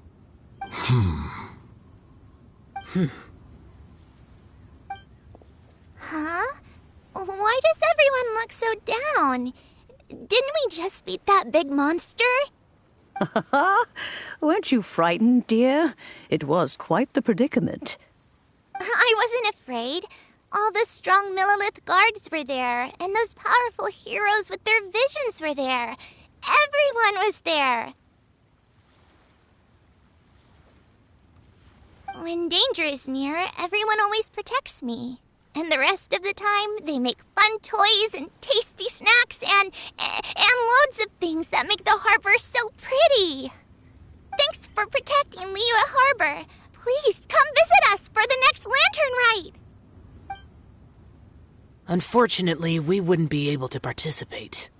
Huh? Because we are Adepti. Oh, okay. It must be hard being an Adeptus. Aww. You see, this is what Liyue is like today. The country of contracts is grateful to the Adepti for their protection, but it is no longer necessary for the city to rely on the Adepti's power to solve every little niggling matter. Although their blood is weak, there is still strength to be found in those we call mortals. The time of contracts between gods and Liyue has long since passed. Now is the time of contracts between Liyue and its people. Seeing the port around us now, it is hard not to feel a bit out of place. Wouldn't you say so, Cloud Retainer? Your line of inquiry is askew. One did not spearhead this expedition to Liyue Harbor. Seems like the Adepti have had a change of heart.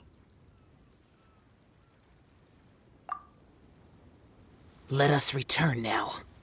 Eager to leave, Conqueror of Demons. Yes, one understands what the Conqueror of Demons means.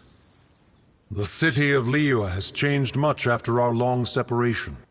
One fears that by the time one finally grasps the new contracts of Liyue, you humans would have once again changed the place beyond recognition. Fair enough. Away we shall, and return whence we came. Since we Adepti have consensus, then one shall persist no further. But how will we ensure that the Liyue Qixing will not simply exploit their power once we depart? In my view, that is still a thing to be guarded against.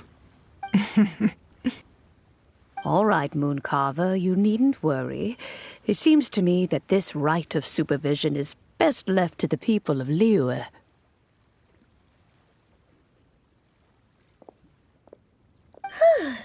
Looks like the conflict between humans and Adepti was avoided.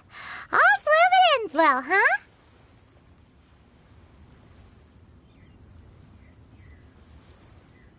Oh, right! It's nice that we've got peace and all, but we're forgetting one thing. Child wanted to unleash the god so he could lure Rex Lapis out. But we were able to handle the Overlord of the Vortex on our own, so Rex Lapis never showed up. Oh, and speaking of that, don't we still need to get to the bottom of that Archon's death, too?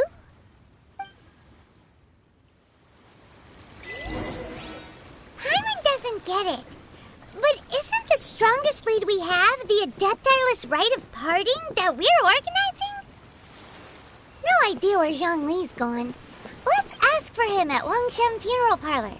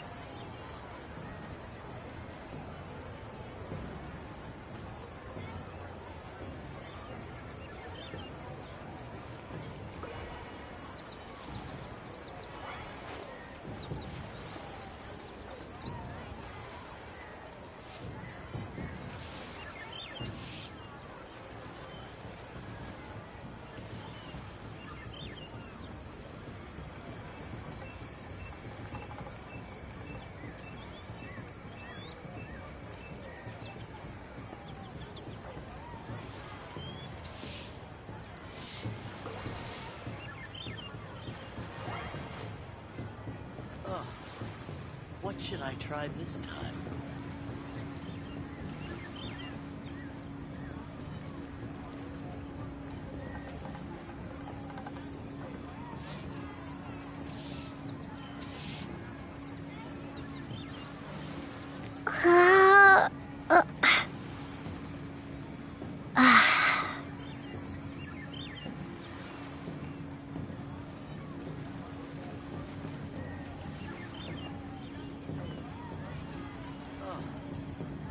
Should I try this time?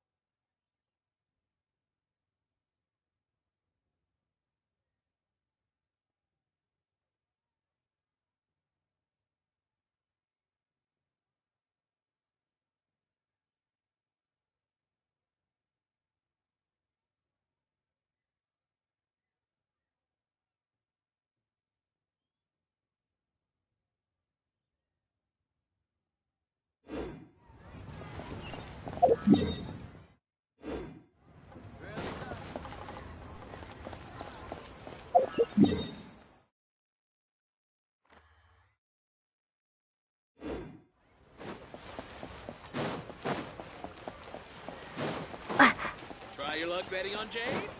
I hope you'll find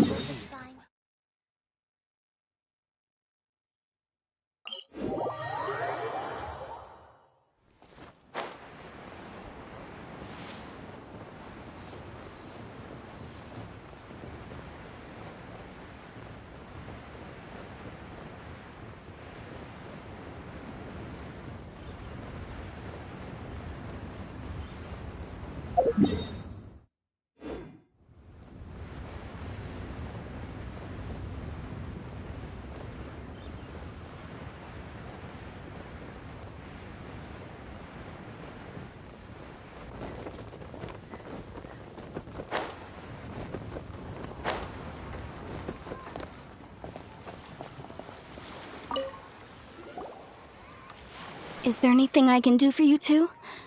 I'm afraid that Wangsheng funeral parlor isn't in the best state to receive guests. We've come to see Zhongli. Could you please tell him we're here? Unfortunately, Zhongli isn't here at the moment. It seems he went to Northland Bank. Doesn't the Northland Bank belong to the Fatui? Last time we saw Zhongli was before we went to the Golden House. Do you think he doesn't know about the attack on Liyue? Visiting the Fatui at a time like this could only mean more trouble. We had better go and make sure that everything is okay.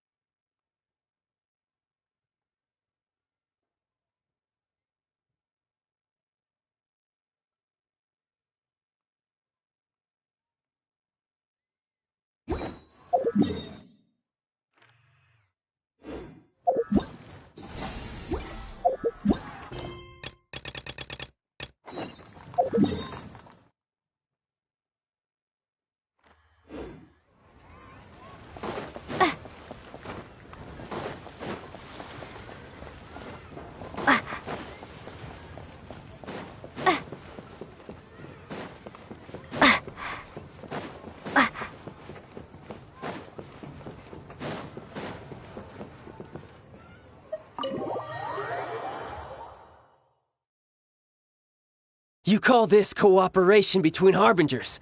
Cooperation involves communication, you know. Don't take it to heart, child. Besides, aren't you happy that you got to skip the formalities and bring chaos to the land? I'm sure you must have enjoyed that. Oh, it seems that some of your friends have arrived. Hey, it's Zhongli and Child. And you! You're also one of the Harbingers? It's you two. I believe we've met once before. In the city of Bards, was it? I'm glad you still remember my name. Ah, right.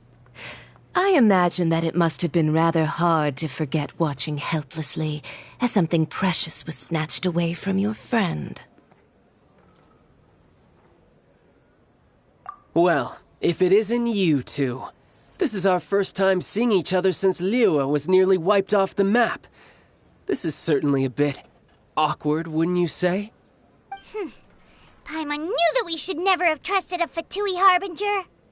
Oh, now don't say that. Sure, I may have misled you, but I never had anything against you personally.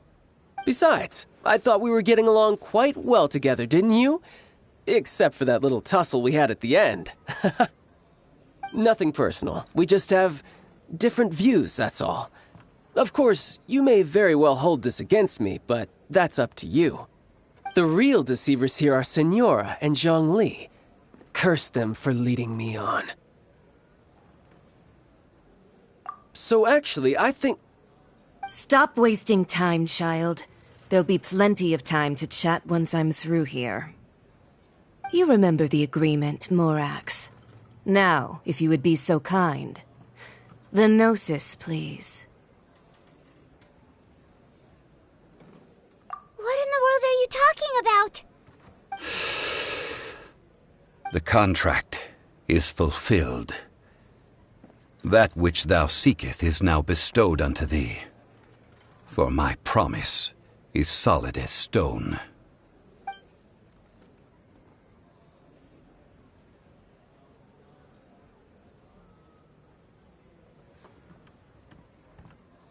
How sanctimonious.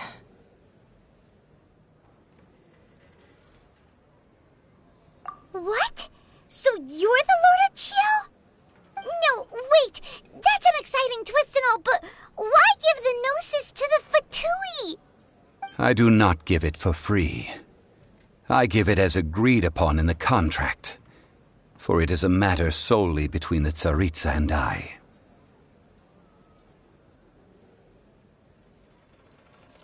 Yeah, you don't think you went a little bit too far with that whole fake death thing?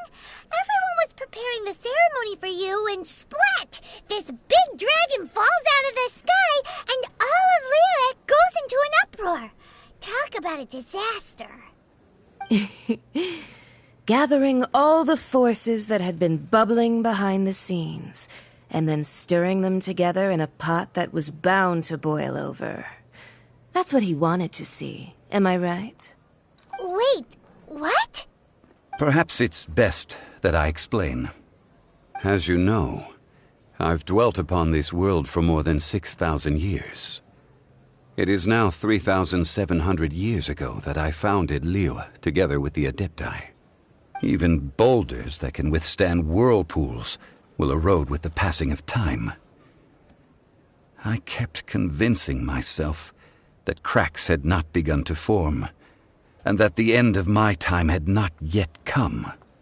Until one drizzly day, as I was strolling along the harbor, I heard a merchant tell one of his workers, "You finished your duties.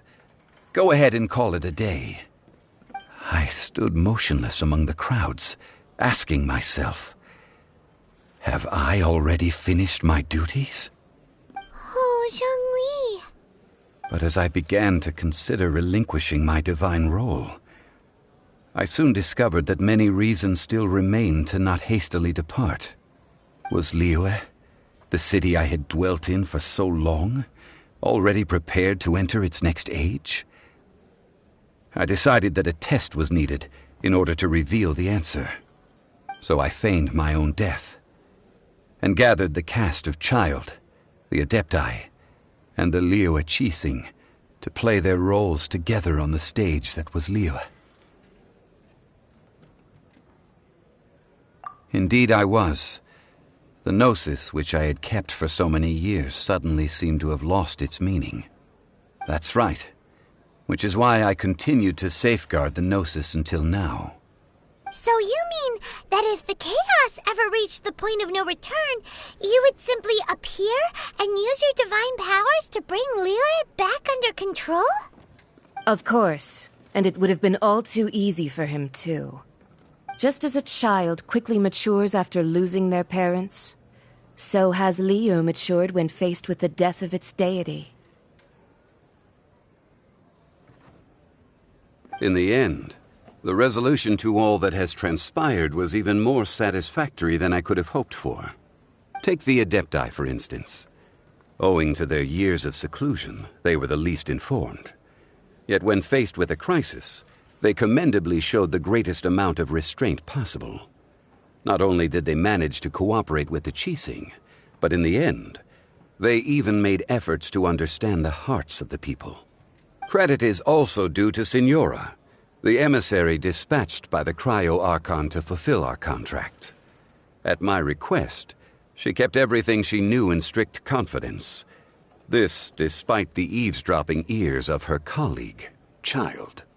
This meant I could remain as Zhongli, even having the chance to fulfill the age-old traditions of Liyue in this mortal form. Thank you for joining me on this journey, traveler. All of these things turned out as I had planned. There is only one thing that I had not anticipated, and that was the conduct of the Liyue Qixing. I had expected them to do no more than the Adepti, to come to the defense of Liyue. But when all was said and done, they seized the opportunity to supplant Liyue's divine protectors, and used the subsequent power vacuum left by my death to quickly gain complete control of Liyue. Huh? That doesn't sound good at all! Ha! On the contrary, I think it is excellent. I had always feared that it was too soon for them to take over from me, and it was also that which I longed for the most. As such, this is the best parting gift anyone could have given this god of old. Hey, what about me? Doesn't anyone feel the least bit of remorse for deceiving me? You've practically kept me in the dark! I think that thanks would be more appropriate. You certainly played no small part in all of this, wreaking havoc and turning the city upside down. The Lord of Geo ought to thank you for your performance, if anything. If you hadn't created the pressure of a battle between mortals, Adepti, and a god, the lump of coal resting in the hands of the Geo Archon, Liyue, would never have been able to become a dazzling diamond of a city. Huh? Just whose side are you on, mocking me like that? Are you itching for a fight?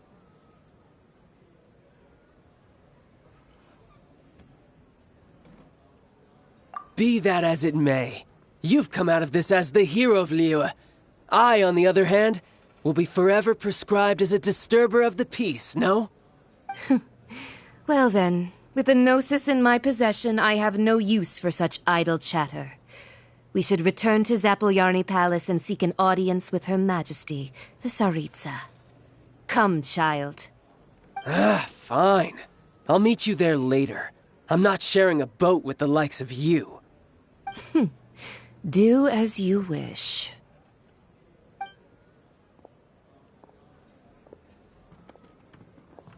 Now then, is there anything else you wish to ask me?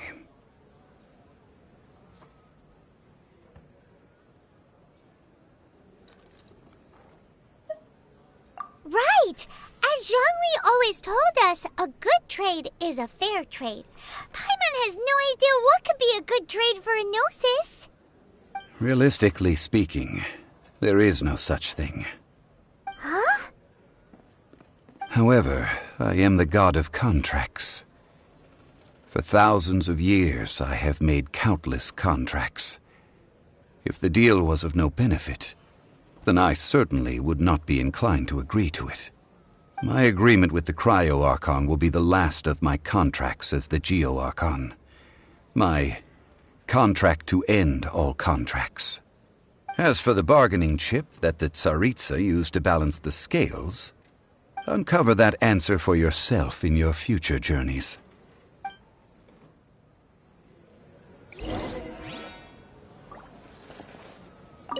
Paimon can't absorb so much information at once. So, Zhongli, what sort of contract did you sign with the Cryo Archon? Paimon's so curious. One of the clauses of our contract was not to divulge any of its contents. Ugh, you're so petty.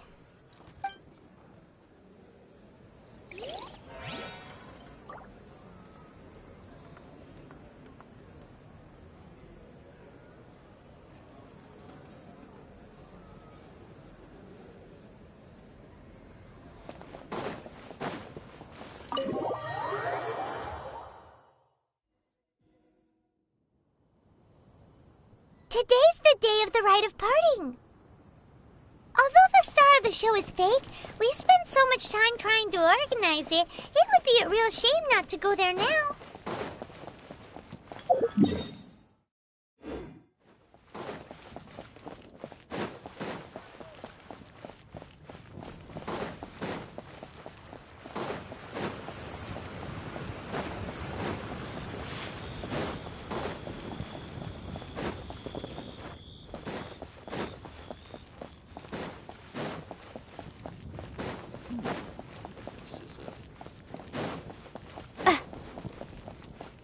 You know that god from the ocean couldn't have just shown up out of nowhere. I mean, it's been 2,000 years since Rex Lapis subdued it.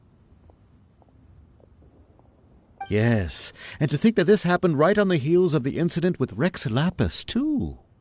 Say, do you think the person who assassinated our lord and released that evil god might have been one and the same? Now that you mention it, that's very possible. Yes, it's very possible indeed. I mean, it all fits together. That person must have colluded with the evil god to harm Rex Lapis. Oh, that wicked, black-hearted scoundrel. Still, what sort of supernatural prowess must this person possess to be able to do such things? I have never heard of such a person in all my years. Ah, forget it. Guessing's no use to us. Look, the Millilith over there looks like he's about to make an announcement. Let's hear what the Ministry of Civil Affairs has to say first.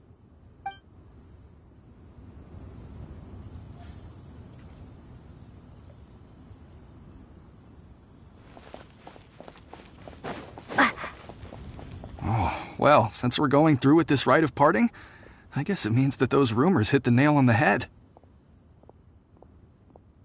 So Rex Lapis is really... But they didn't catch the culprit, did they? Oh, come on. Do you think that the assassin could have been a normal person? You know what I think. I don't think any of the gossip on the streets you hear from those shady types is worth anything. There's only one real possibility in my mind. I've heard that the assassin was that Fatui fellow. Youngish, pretty high in rank. I think they called him Child.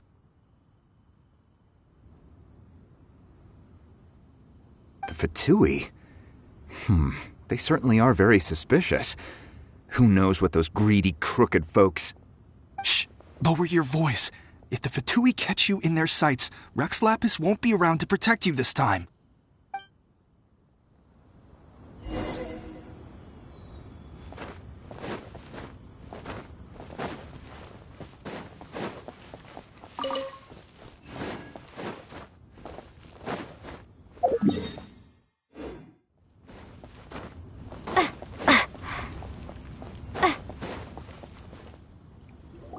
Hear ye all!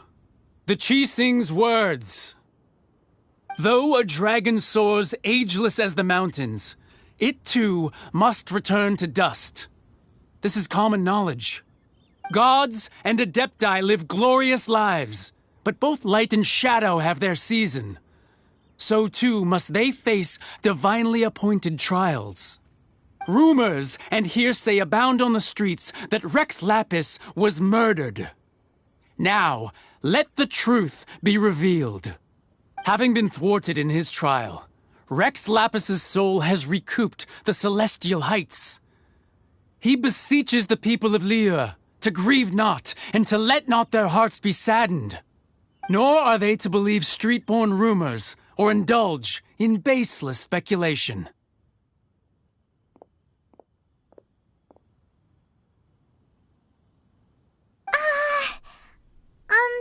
Paimon needs a translation on what the Qixing's announcement said. So that's how they're spinning it. Something feels off. Why would they suddenly give up looking for the murderer? Not to mention how this excuse sounds like something they just made up on the spot. Could the Qixing already have known that Rex Lapis wasn't dead? But Zhongli said that neither they nor the Adepti knew anything. Did Zhongli tell them in secret after his gnosis changed hands? Exactly, right? Ooh, seems like the rite of parting has been going on for a while now. Let's go have a look.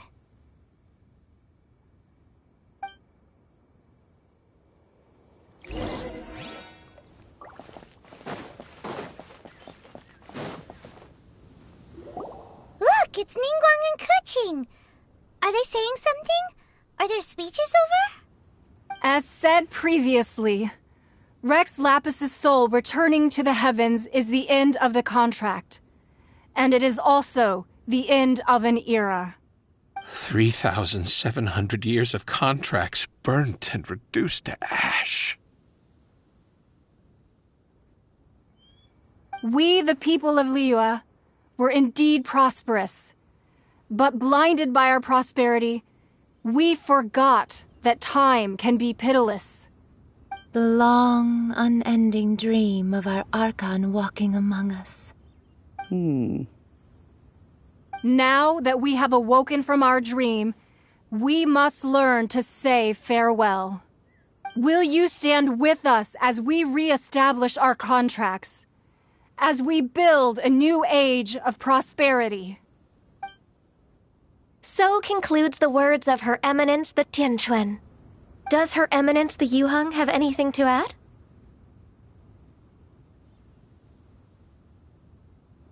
Huh? Is she looking this way? Traveler.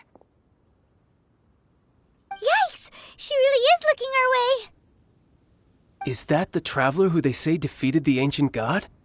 So young. The Liyue Qixing always repay their debts. And as you have heard, our eyes see far and our reach is long.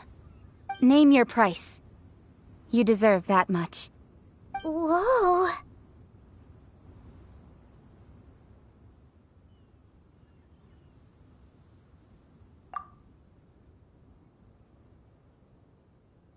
Well, could you help me put up some missing person posters?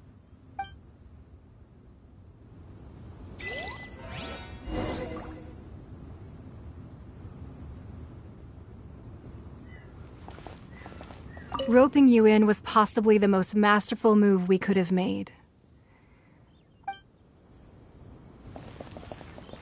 The cleanup of the premises, managing the crowds as they exit, making an account of the rite?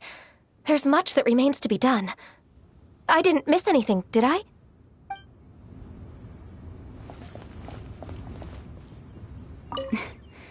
Why, you... Were you just trying to look cool earlier, or are you really that selfless? If you were looking for someone, you could have just told me that in private.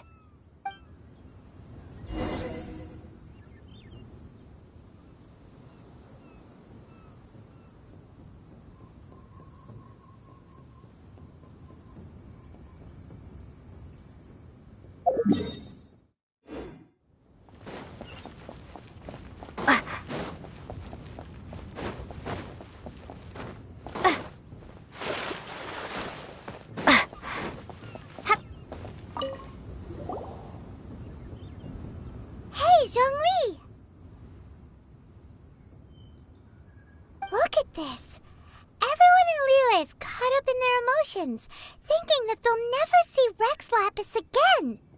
And here you are looking all relaxed. Why would I not feel more at ease after laying down the burden I have borne for 3,700 years? Right. If the two of you can spare the time, I should treat you to a meal at the Xinyue kiosk. Ha! That sounds like big talk, Zhongli. Paimon might have believed you if you were treating us to some third-round knockout, but you'd have to pay out your nose just to stand inside Xinyue kiosk. Are you sure you can afford it? You're right. I do like the Mora.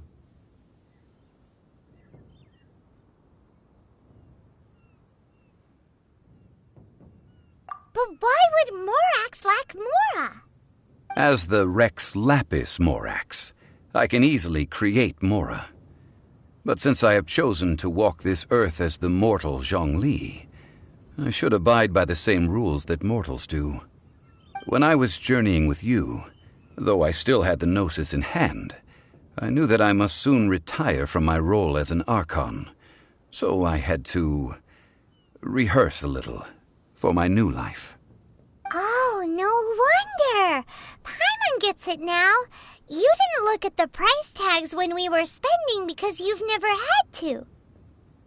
But since you weren't used to not being able to just make more Mora as and when you wanted to, you had to try becoming a parasite to society who lives off of other people's credit. Well, we were only spending Fatui money. You don't have to say it like that. In the City of Commerce, we do not merely exchange money or goods. We also exchange knowledge, memories and foresight, as well as positions, roles, and lives. The Archon Morax could never experience life as the true mortal Zhongli could, no matter how many times he descended to be with his people. I must thank you for that. I will treasure the memories that I made as Zhongli, traveling the streets of Liyue with you.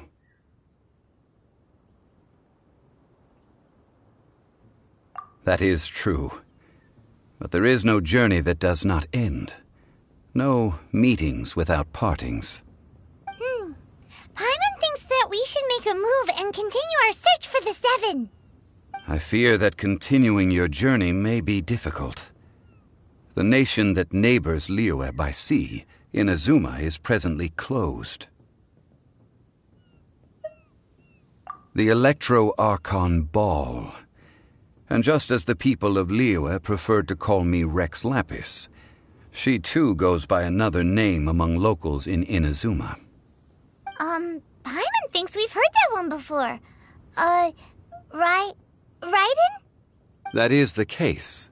And since Raiden is also the Shogun of Inazuma, people call her the Raiden Shogun.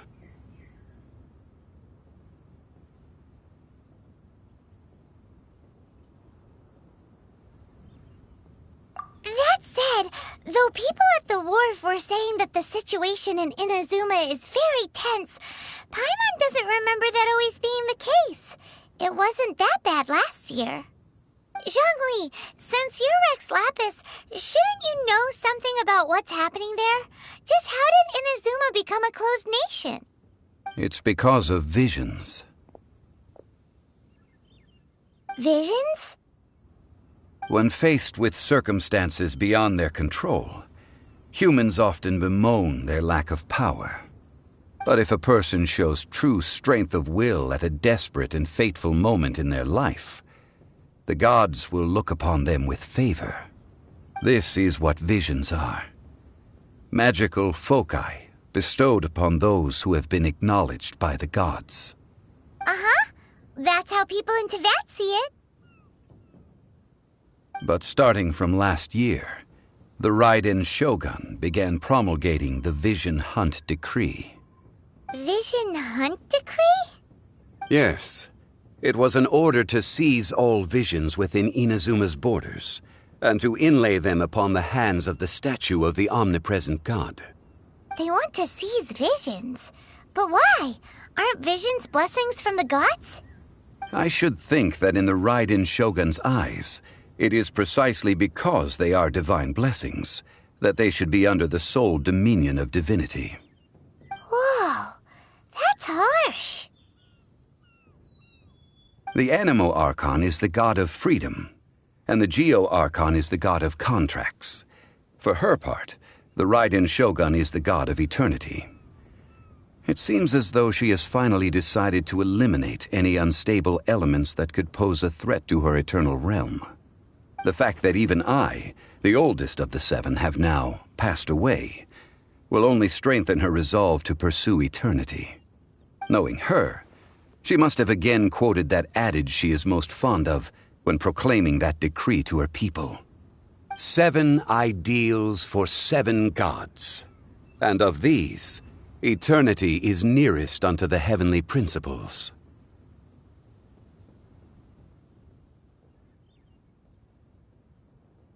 All right then.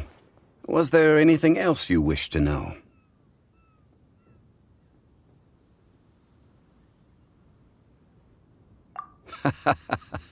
That was a good one. Failing a divine trial. How they came up with that excuse, I will never know. That said, the reason why the Qixing were so eager to resolve the incident and stop pursuing the culprit was indeed because they received news in secret that Rex Lapis was not dead. I hinted as much to the Adepti as well. How did I accomplish that, you ask? Have you ever heard of this particularly convenient Adepti art known as gifting dreams and visions? All right then. Was there anything else you wished to know?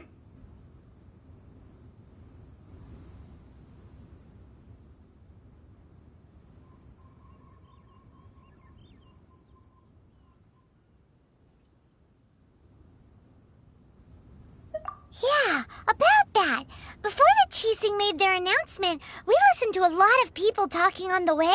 Most of them put the blame for everything on Child. These are indeed false accusations.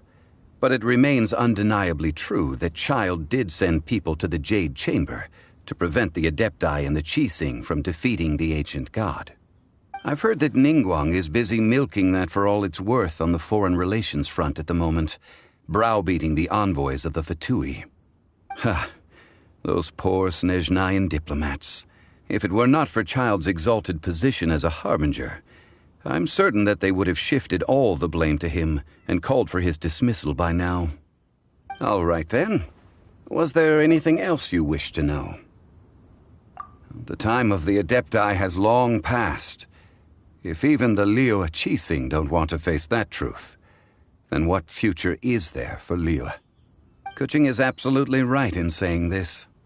Now, though I did laud Ningguang's desire for power, believing this to be a good thing, and thought as a matter of course that she must have been behind the Qixing's plan to take governing power over Liyue from the hands of the gods and Adepti, could the original person who brought up the idea of seizing power have been...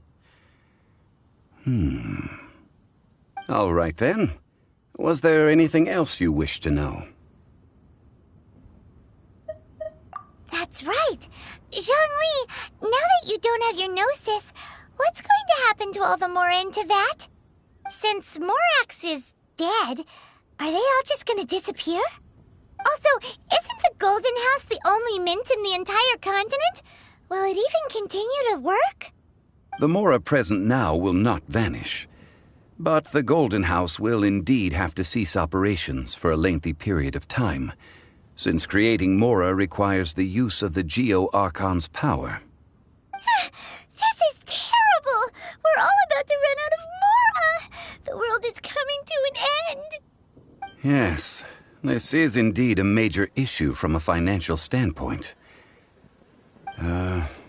Well, I suppose we'll just leave such troublesome matters to the Liyue Qixing to debate. Then, did you at least set some private funds aside for yourself? Oh, a private fund. This does seem like a good, logical, common-sense idea. It's a shame. What's a shame? It's a shame that I didn't think of it at the time. All right then. Was there anything else you wished to know? Well then, I suppose you'll have to find a way to get inside this closed nation. Have patience. I suspect that some serendipity must first come into play.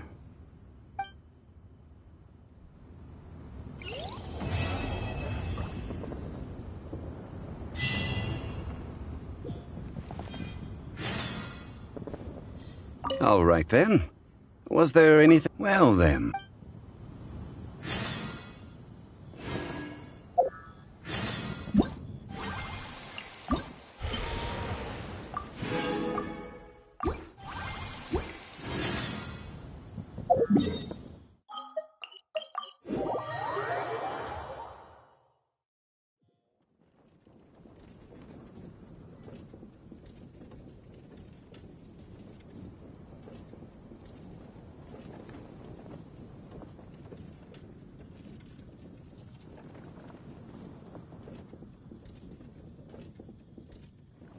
Have you heard? The rite of parting? The rite of parting. Did something terrible happen again?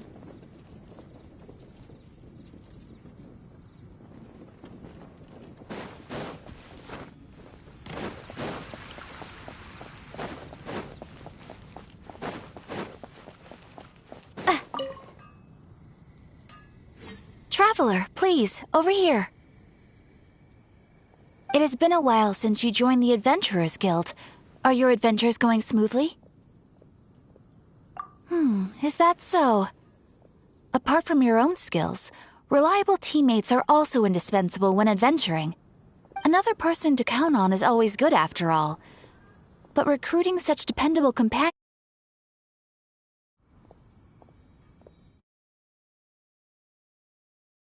Harder to get a guide as